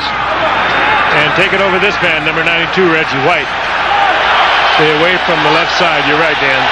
He's hurting. Fake. Secondary does a great job again, and Bledsoe forced to throw it away. 3rd down and goal. So that down goal to go from the 1-yard line. You just kind of wonder about that. You'd think that with a back like Curtis Martin, of course, it's if it works, it's a nice call, but you've got the ability to hammer away at a defense that hasn't exactly been setting the standard on how to defend the run. It's been on the field for a long time on this drive. And on 3rd down and goal, does go to the air again, and Bledsoe guns it, and Coates can't make the catch. He almost fingertipped it, and Tyrone Williams was there, and he couldn't hold on. So it's 4th down and goal, and what are they going to do? And the booing you hear is not so much for the execution or lack thereof. That's certainly directed at Larry Kennon's play calling. And White is hurt. Bledsoe with a lot of time in This time they're all over Coates. That's Tyrone Williams, number 37. He's got help on the inside, and Williams gets a hand in there. Good defensive play. Well, the play calling, the crowd booing, among other things, you had Gilbert Brown out for the last two plays, which is the reason that Green Bay has been so soft defensively. Now Brown does come in, but he's been out on second down and third down. Well, he's in because it looks like the Patriots are going to go for it on fourth down from the 1-yard line. They have not brought their kicking unit out onto the field. And certainly Reggie White going to the sideline is even more of an incentive to go for it on fourth down. Well, 3 times now they've gone to the air when one would suspect that given Green Bay's weakness against the run the first half of the season, that they would put Curtis Martin into the line. Paul Fraze replaces Reggie White along the Packer front. This will be an interesting call. Well, I think this is a good call. Why not? Oh, yeah. What are they going to do with it, though? I think it's a good call, too. Come up in the eye. They put Byers on a wing. You've got Gash at fullback. You've got Martin at tailback. And Bledsoe's going to throw it again into the end zone. Knocked down by Tyrone Williams. And Shermer is ecstatic. 2 great defensive plays by Tyrone Williams, who's given up 2 big plays to Terry Glenn. He makes a good play against Ben Coates, and he makes another one right there. 3 consecutive drop back passes from the 1-yard line. Ouch.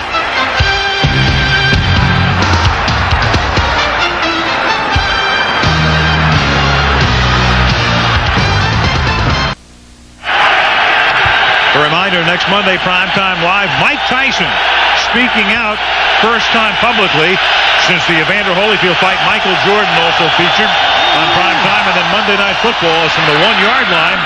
They buy breathing room on a pass to Henderson up to the 10. So New England had a first down and goal as the fog begins to roll in, and that's only the second time all season in the NFL a team has held on first down and goal on a 4-down series. The other occasion all the way back to opening day when the Jets did it to Seattle. Surprising thing with Curtis Martin in your backfield, not one run call. 2nd and 1, and this is Levens.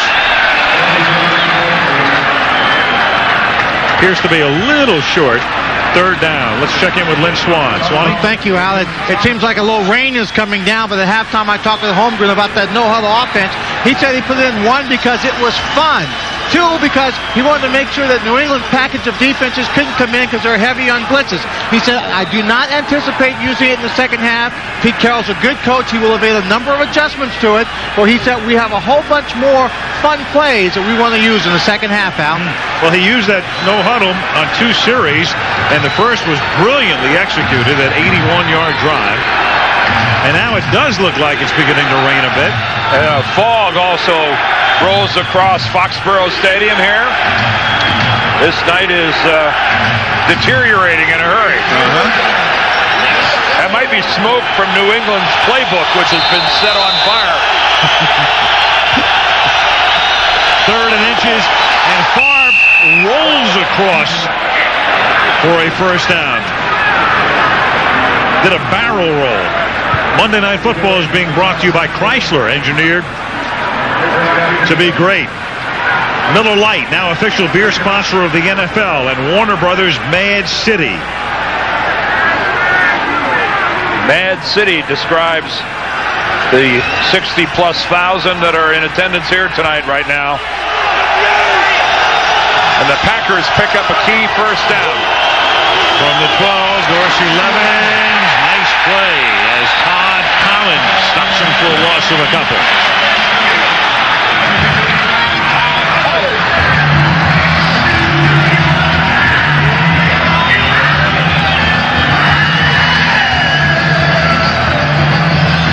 The 2nd down and 12 from the, make it 13 from the 9-yard line.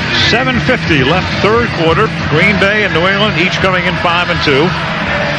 Green Bay trying to win and stay tied for first in the Central Division of the NFC with Minnesota. New England trying to stay at least in a tie for first place in the AFCs.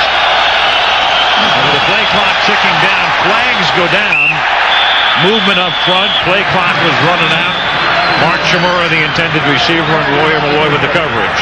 Walt Coleman, the referee tonight. Offside against the Pats. Defensive end to the far side. That might be Mike Jones, who blitzed. Offside on the defense, number 55. 5-yard penalty. Repeat, second down. Well, check that. Willie McGinnis, who goes over to the left end position in a pass rush mode. Well, that's a cheapie to just give up a few yards like that. Willie just getting back from bad knee, top of your screen, a quick movement, trying to anticipate the count. Second and 8 from the 14-yard line. Robert Brooks on a slant. First down to the Green Bay 26-yard line on his second reception of the night.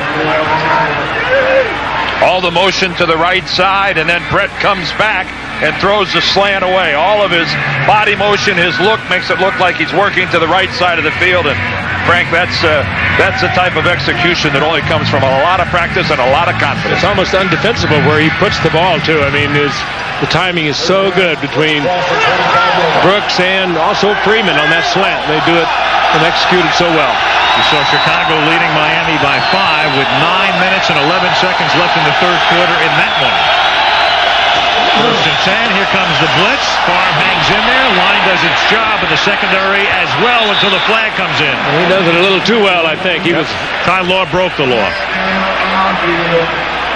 Well, there's actually a flag back at the line of scrimmage. I think we're going to have a holding call against the Packers.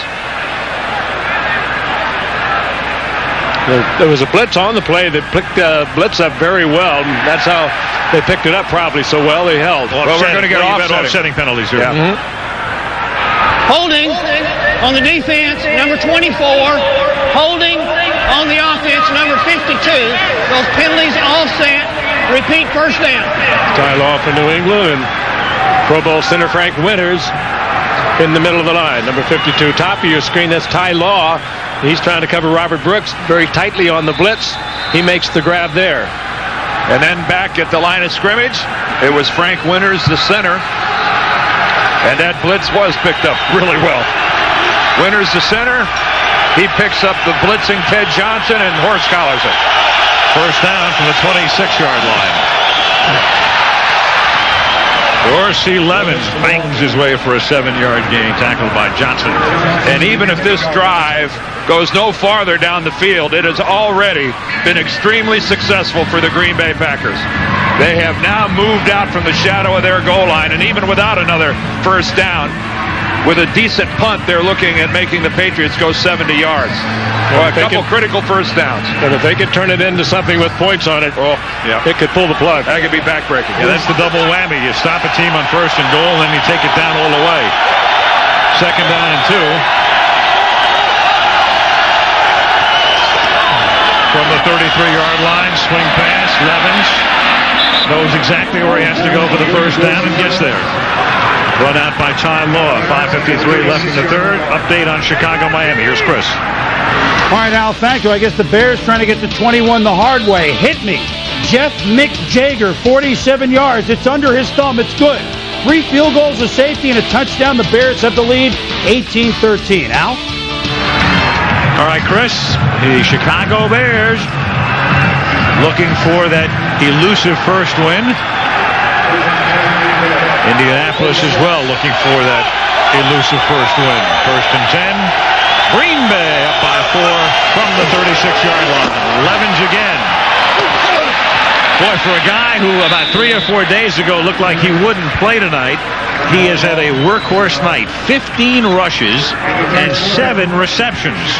They didn't find out until just about 48 hours ago by putting some pads on Dorsey Levens, keeping a couple linebackers out after practice in a padless practice, and making him take some hits. Did Mike Holmgren feel comfortable enough to say, well, maybe he's got a shot at playing? And you're right, this is a whole lot more productivity than they expected to get from Dorsey Levens, already with 22 touches. Edgar Bennett, as you look at Aaron Hayden, his backup, Edgar Bennett hurt in the first preseason game as Levens has become the man this year out of the backfield. Catch made here by Antonio Freeman up to the 44-yard line. He goes, setting up a 3rd and 2. Jimmy Hitchcock makes the stop. Another great play by Brett Favre. Chris Slade was right in his face. I don't even know how he got it off. Well, what a reaction by, I mean, this is why they're the world champions, that they execute a blitz adjustment as beautifully as they just did. That was beautiful. And so much of it, individual effort on the part of number 4. A lot of the teams in this league are incapable of executing along those levels. 3rd and a long one. Brooks has it to the 49 of New England. Move the chains. Hitchcock with the tackle. And again, this is becoming a pattern for Green Bay. They're letting Chris Slade come, or McGinnis, whichever one is open to that side. They're leaving him unblocked and letting Brett Favre and his receiver make the adjustment. They've done it to Slade a couple times. They've done it to McGinnis. They just don't block him to the onside. This time it's Willie McGinnis, and he's hot. Brett Favre accounts for him, flips it over his head, this time to Robert Brooks. It must be very frustrating to be McGinnis and Slade at this point in time. Favre hit as he throws, and it's incomplete. It was Ted Johnson driving into the turf. Johnson this time coming from the middle. Totally unaccounted for. He's on Favre's blind side. Favre sensed him more than anything else, but he took a tremendous shot. Middle linebacker steps around to the right side, comes in the blind side, and Favre senses he's there and is able to get rid of the ball. But he paid for it. Well, I think Pete Carroll and Steve Sidwell, as defensive coordinator, are doing the right thing. They can't stop now coming after Brett Favre. There's Steve Sidwell right there, the former New Orleans Saints and Oilers defensive coordinator. Favre on 2nd and 10 to Levens. Stop to the 50, setting up a 3rd and long. Mark Wheeler with the tackle.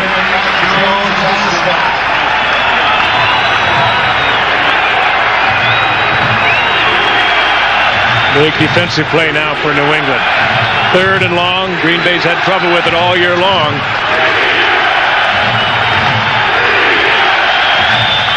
Henry Thomas, real active in the middle. He's had a quiet night at defensive tackle. We haven't heard a lot from Henry Thomas. Derek Mays comes in, 3 wides for Green Bay. Mays with the good hands, top of your screen. Crowd rises, sensing the importance of stopping the Packers here. 3rd and 11. Favre guns it. Caught at the 34-yard line by Robert Brooks. Well, it's a blitz that time by New England. They kept coming. A double outside blitz off the corners, and the Packers just a textbook pickup. And how many thousands of times have they thrown this ball? Brooks, that ball is in the air right there. And no way that Jimmy Hitchcock all alone on Robert Brooks is going to make the coverage. If you pick up that blitz, hold him, as Dan said a moment ago, just give him a fraction. This will work every time. Well, just a training film being put on by the Packers right now on how to handle the blitz. 16-yard pickup, 1st down. Aaron Hayden is in as Levens gets a breather, and Hayden has no room to roam. Out of the University of Tennessee, the former San Diego Chargers stopped for a loss of 2. Green Bay starting at its own 1-yard line on this, their first possession, the longest TD drives. This year, Arizona had a 98-yarder with Jake Plummer at the helm against Philly last week, and Pittsburgh 98 yesterday against Jacksonville. And they're grinding away at the clock on their way towards 8.5 minutes already consumed on this drive.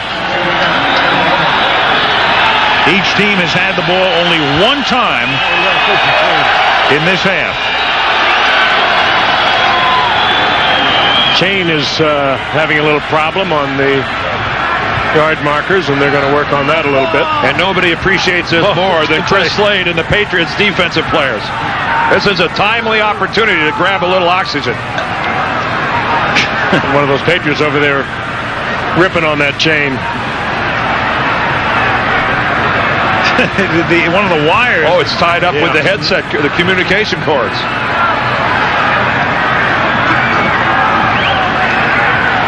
This is a first. So you put this here, and then you take that there, loop it over here. Unravel it. I think it might be fixed. And we're ready for action. And you notice the Packers wasting no time. They want to keep this moving. Yep, wind that clock, says Walt Pullman. Dorsey Levens is back in the game with a 2nd down and 12. And that's incomplete. Intended for Mark Shimura, covered by Ted Johnson. I guess they are capable of throwing an incomplete pass. Well, pretty good coverage by Johnson coming out from the middle linebacking position to cover Mark Shimura. And I'll tell you, Favre, he had to throw it off the fingertips. That's pretty good coverage. That's asking an awful lot of a 240-pound linebacker to stay with the tight end Mark Shimura. Well, and Johnson's their run stuffer. He's a classic middle linebacker. You want him defending that run, not necessarily the passing coverage. 3rd down and 12. Favre takes off. First down. Slides to a halt at the 19-yard line. I guess he was going to fake out Larry Wiggum by pretending he was going to lateral it to him. I guess that's one way to keep a guy from coming over and tackling you. Startle him. That hurts, and that's a pained expression. Another MVP move by Favre. Spots the opening that nobody even sees him turning upfield. Now watch this move right here. Larry Wiggum was running alongside Favre, and that must have taken him by surprise, that little move. Green Bay has now converted a 3rd and 11 and 3rd and 12 on this series. And Favre guns it to the end zone, caught by Brooks, and they go 99 yards after stopping New England on a 1st and goal. Oh, Brooks just totally destroyed Jimmy Hitchcock. He was all alone on him, came down, drove to the inside, spun him around like a top. And I'll tell you, it's tough to ask any cornerback when a quarterback like Favre has the time to throw the football to cover somebody like Brooks without any kind of help. Well, there was a mistimed blitz, Frank. That's why he didn't have any help. The safety to that side starts on a blitz, but he's so late in doing so, he's got to backpedal, try to get out, and he's not a factor in the play at all. No play here. 99-yard drive. 17 plays. It's 9.5 minutes. Each team in the 3rd quarter has had the ball one time, and we're almost out of time with 15 ticks left. You can take that drive by the Packers, and you can just show it to every other team in the league and say, this is how you execute. This is how you make it happen. You don't depend on anybody else making a mistake. You do it for yourself. Then you tell them to go out and get their own Favre. Yeah. Penalty against New England. Pretty much academic on an extra point attempt here. Take a look right there. Here comes the blitz, and you see right there at the 15-yard line, so late, so out of the play. Too late to get back in it. All alone out on the corner. Robert Brooks, that's a really easy touchdown. Great look there, too, at Brooks spinning Jimmy Hitchcock around.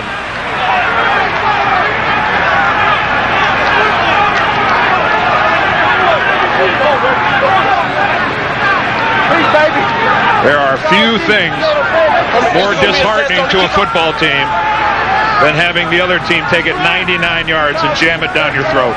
Play by Brooks coming back from the ACL that he suffered a year ago in our Monday night game against the 49ers. And that's safe to say he's pretty much 100% back. Long well for the point after. And Dan, what's doubly disheartening is as the high snap has gotten down by Hendrick, doubly disheartening is after you have a 1st and goal and can't score. They run it all the way back and lead by 11.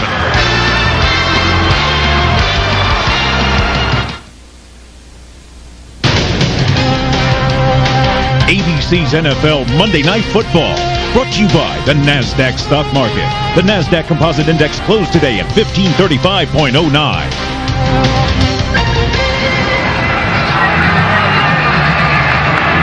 Here's tonight's Prudential Monday Night Football fact. The Packers' one-season record for rushing yards has stood since 1962. You go all the way back to to Jim Taylor in a 14-game season. It's the oldest such record for any current NFL team. So there's a mark for 35 years, despite the 16-game season now in effect for so many years. Jim Taylor still holds that mark, 1407 on the ground. I mean, one of the reasons, too, that Brett Favre was able to break Bart Starr's touchdown pass record. Behind Jerry Kramer and Fuzzy Thurston. Longwell's kick. Dave Meggett bounces off a tackle, sprints to the outside, and Mike Pryor runs him down at the 42-yard line. Dave Meggett's been doing that for 9 years now. First with the Giants and now with New England. And that's the end of the third quarter. The Packers 21, the Patriots 10. Monday Night Football returns from Foxborough after this from our ABC station.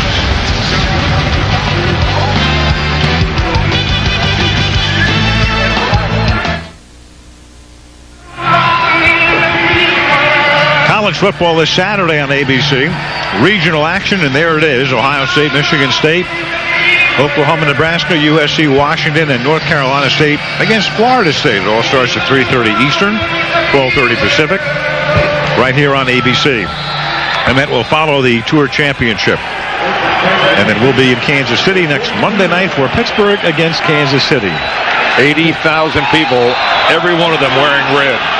Fourth quarter begins. Al Michaels, Frank Gifford, Dan Deeroff, and Lynn Swan in Foxborough, Massachusetts, as Curtis Martin takes it up to the 49. That's a gain of 7, stopped by Bernardo Harris as the fourth quarter begins and the Patriots are down by 11. And I'd give it to Curtis again and again and again. And Reggie White is on the sideline still. Right. Paul Fraze replacing him.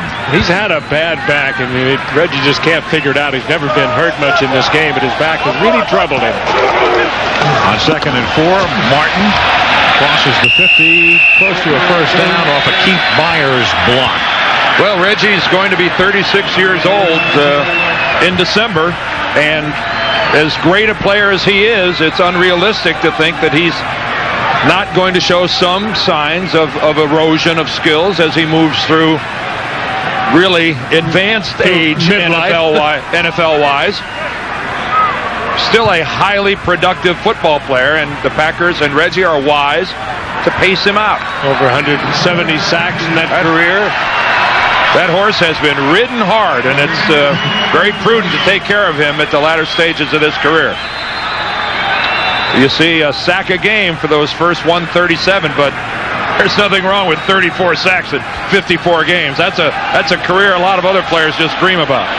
Ridden hard, and with the weather tonight, put the bed wet. Yes, sir. First down at the 48-yard line. And a slant to Glenn is off his fingertips. 2nd and 10. Evans and Robinson on the coverage.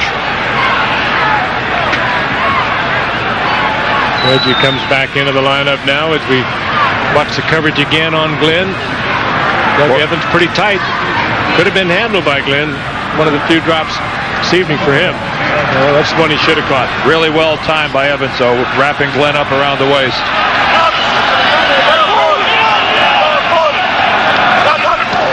Second and 10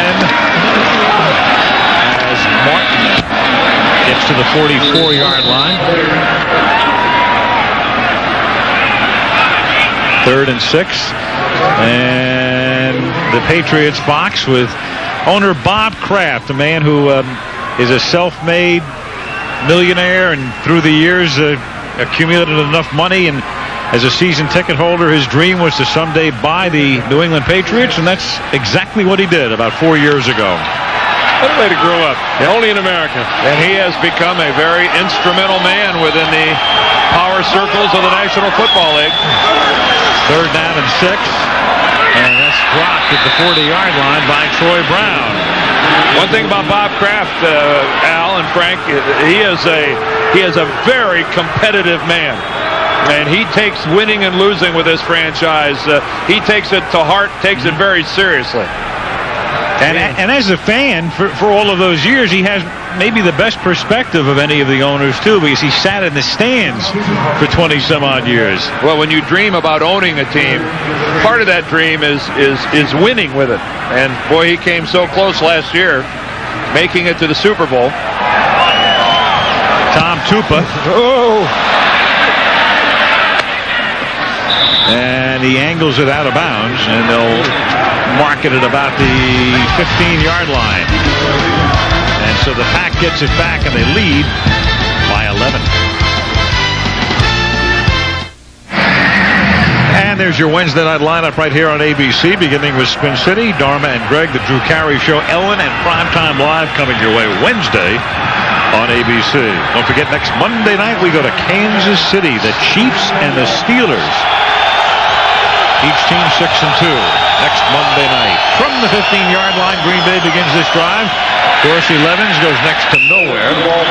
Stop by the left side of the defensive line. Chris Sullivan leading the charge. Second down. Meanwhile, in Miami, the Dolphins have now taken the lead. They are on top of Chicago 19-18 with about 3 minutes left in the third quarter. If Miami wins and New England loses, Miami would be alone on top in the AFC East at 6-2. The Pats would drop to 5-3, and the Jets, who are off, are 5-3. Second down and 10 from the 15. And a one-handed catch is not made by Henderson as he gets belted by Ted Johnson as the ball gets there. Third down. Good pressure on Favre also. Well, it's a good reaction by New England. This again, the rollout by Favre coming to the side, leaving the outside guy unblocked. But this time New England, credit them, they've made the adjustment. Ted Johnson rolled out from his middle linebacker position to cover for Slade, who was unblocked. That's a nice adjustment by New England. Green Bay's been making a lot of mileage off that play up to this point. Important defensive stop coming up for New England here. Third down and 10. They need a 3 and out and get it back. Down by 11. And with a play clock going all the way down, Green Bay late in calling the play and getting to the line, and they have to burn a timeout. Timeout Packers. 12:24 left in the fourth. 21-10 Green Bay. ESPN starts its Sunday night package this Sunday night. Detroit against Green Bay. So the Packers go home and play a Sunday night game. And we go to Kansas City on Monday. The Steelers and the Chiefs next week on Monday Night Football. After the timeout, third down and 10 now. Green Bay from the 15-yard line. Favre. Deep and too deep. Intended for Robert Brooks, who'd gotten behind Jimmy Hitchcock. Oh, and he had him there, too. Hitchcock had a little help on the inside, and Brooks broke it out. He was wide open. Favre was under a little bit of pressure. Hitchcock knows he's got help on the inside. Brooks breaks it there. There's his help, but Favre should have had that in there. And I think when Brett touched that one off, he thought he had a touchdown. Hentrick has to move to his right for the snap. 51-yard boot to the 34. Dave Meggett brings it back to the 50-yard line. Well, Meggett's doing his part to give the Patriots good field position. Can they do anything with it?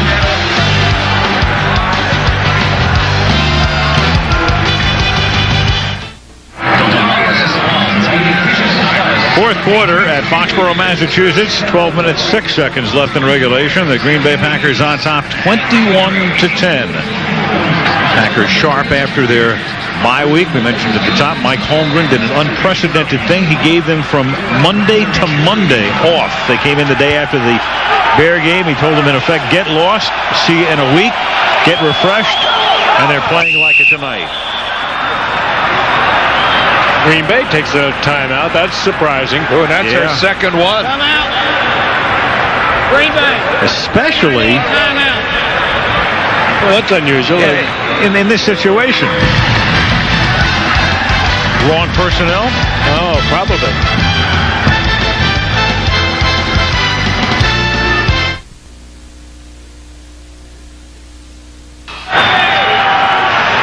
Well, at halftime tonight, Mike Haynes, the great cornerback who was inducted into the Hall of Fame, the Pro Football Hall of Fame.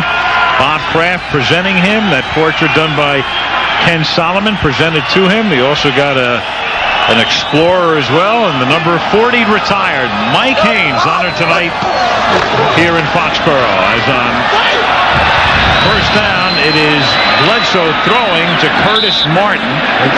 No gain, second down and 10. A very key drive here, and Dan, let's go back to the top and what you talked about, that coming into the game, New England had lost 2 out of 3. A loss would make them 5-3, and 3 road games to come. Huge game for the Patriots in particular. And we're back to that theme of ours that they've yet to play a good football game in a big football game. Now they are hanging in here, but the time is getting to the point they need to score, and this would be a pretty good time to start right now. And they try it on the ground again with Curtis Martin picking up 6. Well, their last drive, they ran Martin the first 2 plays. They picked up a first down, and then they went to the air, and they had 2 incompletions on that drive, 1 run to Martin, and they had to punt it away. I'm not the offensive coordinator, but I would keep working Curtis Martin. Well, hindsight is awfully easy, but we said that at the very outset. I think considering Green Bay's been giving up almost 150 yards a game on the ground, New England came in here throwing the football, and they have one of the best runners in football in Curtis Martin. And a good ground game.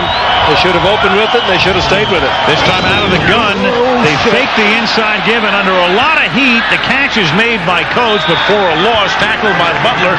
And Seth Joyner is the guy who broke the play up. Joyner, the longtime Eagle, then went to Arizona, came to Green Bay, was hurt earlier this year, precipitated the trade of Wayne Simmons, and makes a huge play right here. And everybody's been running the ball against the Packers. And Raymond Harris twice has gone over 100 yards. Barry Sanders gone over 100. Warwick Dunn, Robert Smith. Virtually everybody that runs against the Packers goes for over 100 yards. Tom Tupa. A fair catch is signaled for and made at the 14-yard line by Mike Pryor. Packers get it back. They're trying to work on the clock with 10:10 left in the 4th.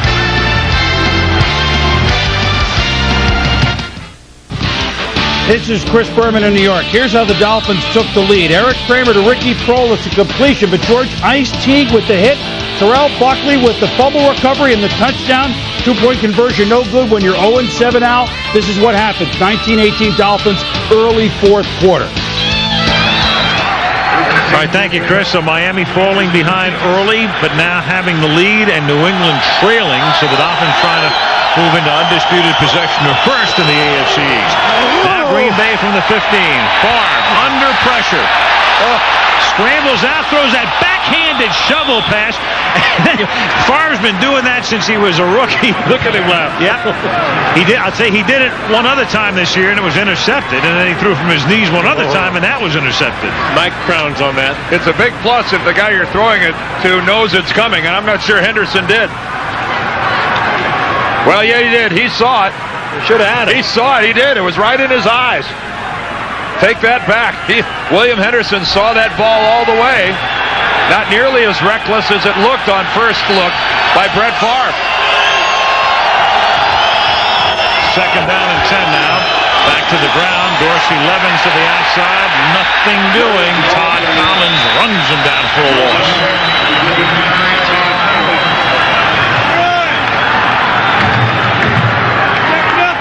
Not the first time tonight that in an attempt to get outside, bouncing it parallel to the line of scrimmage, the Patriots' pursuit has run down the Packers' running game.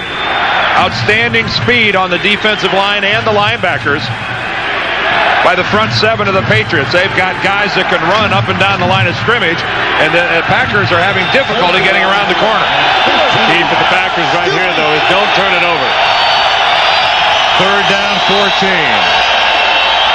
They have to get to the 25 to convert, and they get to the 28 to convert as Antonio Freeman pulls it in and salutes himself. And give that offensive line credit once again. They gave Favre the time to get Antonio Freeman deep. That took time, that particular play. They had to go for the yardage, and they gave him all the time.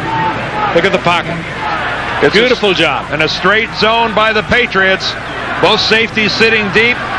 Malloy comes up and puts the hit, but not in time to jar the ball loose. A nice job of Freeman finding that hole there in the zone.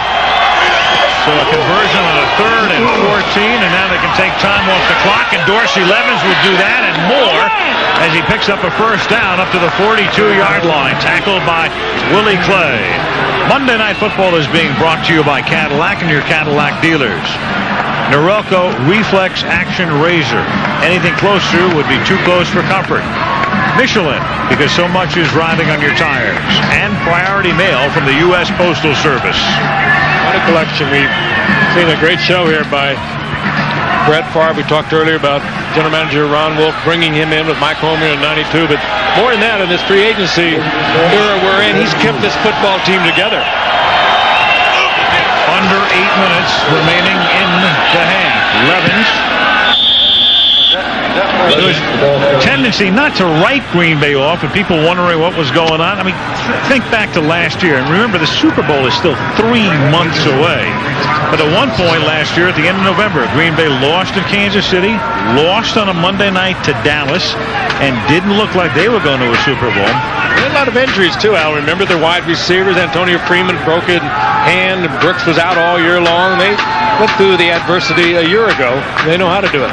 Miami, meanwhile, has extended its lead to 8. But the point is that you don't have to be red hot in October. You got to get your team to get red hot in January. And Holmgren proved last year, as it is in and out of Brooks' hands, he can't make the play. Here's Chris. All right, Al, thank you. You just showed the score. This is how it happened. From the 22-yard line, Dan Marino on a march right up the field. Detroit Drayton, and look at him use Walt Harris right there. Touchdown. Miami's lead is 26-18, fourth quarter. Back to you in Foxborough. Here, Green Bay leading 21-10 with 7:06 remaining in the fourth period. 3rd down and 10 now from the Green Bay 43-yard line. And they give it to Levens, and he has the first down. And that's a giant play. And what 42, a first down, and they'll take more time off the clock. Mike Holmgren calls the plays, and what a call that was. Got your 4 wideouts, you spread the entire field, you come at the draw play. Huge play. When you watch the Packers tonight, to this point in the ballgame, the question is, has any team in the league had a bye come at a more opportune time than the Packers? With the amount of people they had hurt, the people they got healthy during the bye, it looks like they have refreshed themselves and come back with a focus that maybe they didn't have before. Perfect timing for a bye for the Packers. From the 42-yard line. Levens shooing it up on the ground. 9-yard gain. Tackled by Malloy. We asked Mike Holmgren last night, what inspired that entire week off? And he said, we've just been grinding hard. We thought we would just try to do something different. He said we had so many guys hurt and beat up.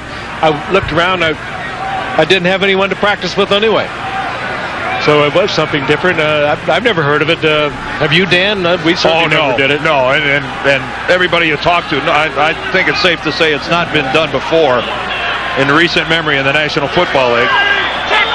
Mike did have one good line. He said, hey, it worked out pretty well. Nobody got arrested. Yeah. 2nd down and 1 as Henderson takes it to the 30-yard line. And a first down for the Packers with 5.5 minutes left in the fourth.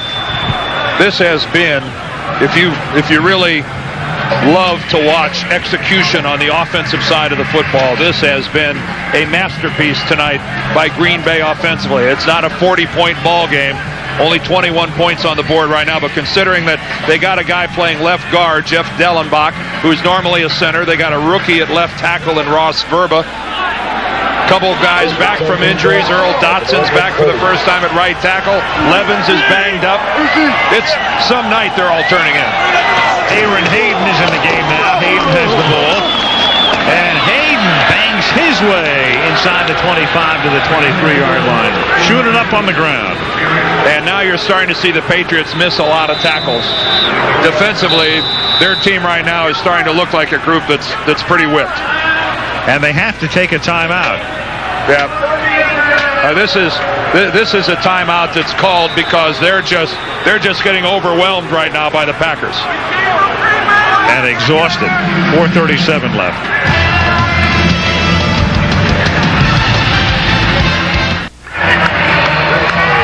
Again, we'd like to thank the folks at Silicon Graphics and Discrete Logic, who are responsible for our new 3D clock and score for their work, as we have 4:37 remaining in the fourth quarter. And after the New England timeout, Green Bay has a 2nd down and 2, and it's Dorsey Levens picking up the first down as he takes it to the 17-yard line. This drive started back at the 15.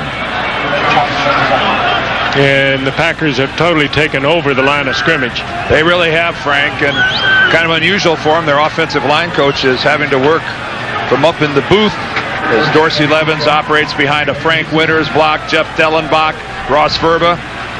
This has been an exemplary night. There's Tom Lovato, who had extensive back surgery less than 2 weeks ago. He has about a 4-inch incision in the middle of his back where he had a couple of discs removed, and he was back at the Packer complex in 3 days.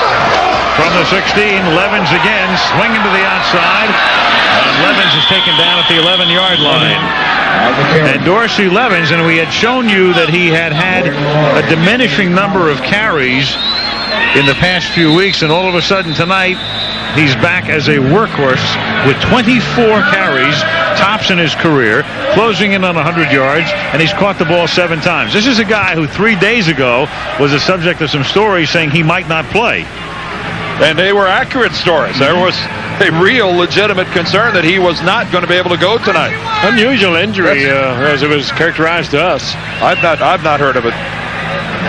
The ligaments between his collarbone, the clavicle, and the sternum, he tore those ligaments. You can imagine how deep that is and how much that would hurt. New England has just taken a timeout, and they're down to 1. Meanwhile, Brett Favre, another big night, started things with this pass to Dorsey Levens. That was the culmination of an 81-yard drive. Then before the half ended, Mark Chmura made the catch over the middle from 32. And here to Robert Brooks to make that last drive pay off. And the Green Bay Packers are on top by a score of 21-10. You could sell that video. Yeah, Brett's only mistake tonight is that one time he went back to pass and had the ball just flip out of his hand for a fumble. 2nd and 5 now from the 11-yard line as Levens turns the corner, and Levens has the first down. He's bumped out at the 5-yard line off a William Henderson block. Dorsey Levens, matriculated at Notre Dame. At one point, it looked like he'd be a top running back for the Fighting Irish, but he was hurt, and he was demoted, then he was well down on the depth chart, decided to transfer to Georgia Tech. Good career there, and tonight, he has been a star, a big star. So versatile. We've watched him work out of the backfield. We saw him in the last 4 games of last season turn in great performances at Green Bay. We mentioned the one at Carolina with 210 yards, but this might be his best regular season effort right here. Now they give it to Henderson on a change of pace, and he takes it to the 3-yard line. 2nd down and goal. Mike Jones, tackle. I don't think Dorsey minded the break right there. This has been a statement game, I believe, by Mike Holmgren's Packers. Let the second half of the season begin. Of course, we'll be looking down the road to see him again against the Minnesota Vikings, December 1st? Yep. There'll be a lot of stake in that game. 2nd down goal from the 3. Levens, and he gets into the end zone. That's a touchdown, and that's a 100-yard night for him as well. And that's just a lack of pursuit by the Patriots. Nobody got over there, and when he cut it back, clear sailing into the end zone. You know what's interesting about that game at Minnesota? That's the one place where the Packers just can't seem to win a ball game. This is the first Green Bay rushing touchdown since opening night, since the Monday night opener against Chicago. Every other touchdown either through the air or on a return, and that other rushing touchdown by Levens. Good lead block there by reserve tight end Jeff Thomason. Long well for the point after, and the Green Bay Packers are going to charter back to Wisconsin, prepare for their game against Detroit, and go home with a mark of 6-2 and tied with Minnesota for the top spot in the NFC Central. Air Cheese will head for the Northlands.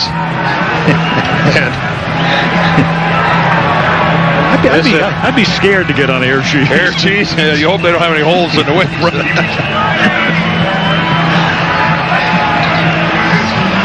Talked about seeing Green Bay against Minnesota. Then our wrap-up game for our regular season will put New England against Miami. Lynn Swan, what you got, Lynn? Well, Al, you've been talking about the 6 days off that Mike Holmgren gave the team and about the team playing in a refreshed manner. I talked to a number of players before the game, and they knew how important it was to come out here and play a good game, not for just this year, but for next year. You see, they thoroughly enjoyed the time off.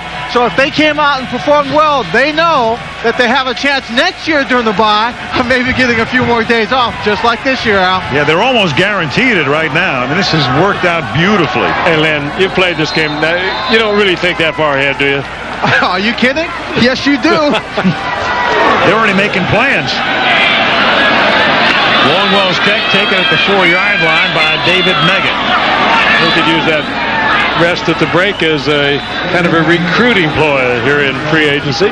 Not a bad idea. They did all sorts of different things. Some of them went hunting and fishing, went home to visit relatives. Bernardo Harris, their middle linebacker, took his family. He went to Disney World. You got these guys going all over the place. The one guy who didn't get to go anywhere was Gilbert Brown. Mike Holmgren telling us that he made him stay in Green Bay because every time he goes home, he puts on 25 pounds. Mom is cooking. He actually was getting treatment on that knee that kept him out of, for the most part, 5 games. And it's been a big reason that they have given up so much yardage rushing to their opponents.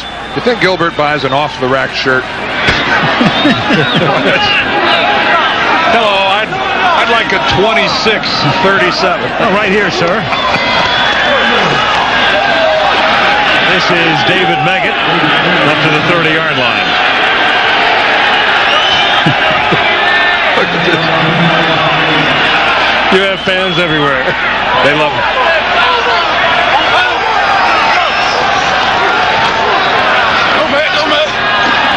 Bledsoe, and it's Meggett underneath. And Dave up to the 45-yard line. And a flag comes in at the end of the play, a couple of them.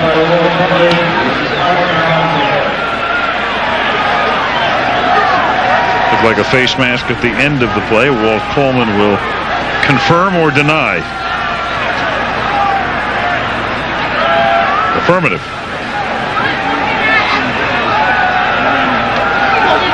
Face mask on the defense, number 39, 5-yard penalty. First down.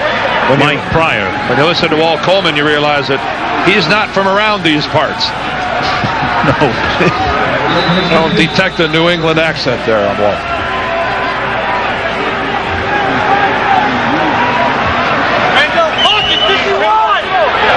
First down after the face mask pull on Pryor, and Bledsoe flushed out. Looking and throwing and into traffic, intercepted at the 24-yard line by Eugene Robinson, who fumbles the football, but Green Bay retains possession as Robinson has it recovered by Leroy Butler, and that's the 49th interception of Robinson's career. He is the leading active interceptor in the National Football League, and he's intercepted New England's last gasp.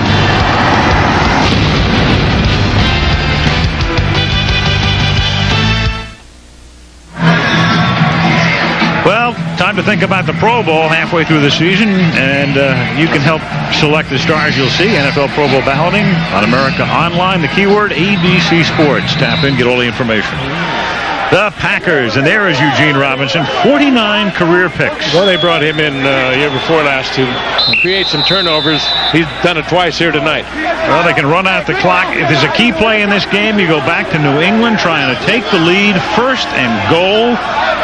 One run by Martin, 3 passes, couldn't get them in, and then Green Bay marches back 99 yards to make it 21-10, and good night. And then actually the Patriots down 21-10 still had an opportunity. Dave Meggett gives them consecutive possessions starting at their own 42-yard line, then starting right at the 50, and they didn't do anything with either one of those really, really good field position opportunities. So the Patriots had their chances. They had plenty of chances tonight and took advantage of none of them. They go on the road now against Minnesota, Buffalo, and then Tampa Bay. Yeah, how's that? They got quite a little stretch coming up, playing a lot of good football teams. Then they come back home to play Miami. So this is next 4 weeks. Loaded for bear are the Patriots with that schedule. And Miami now leads 33-18 in the fourth quarter. So assuming Miami wins, they'd be 6-2. The Patriots will be 5-3. The Jets 5-3. The Bills 4-4. And the unthinkable, the Bears still without a win. That's hard to imagine. The crowd expressing its displeasure. The Packers were actually a slight underdog in this game, amazingly enough. I don't think that will happen again this year. No. A week off is the right potion. The remedy for all that the Green Bay Packers found ailing as they win it by a score of 28-10. And we'll wrap it up from Foxborough Stadium after this.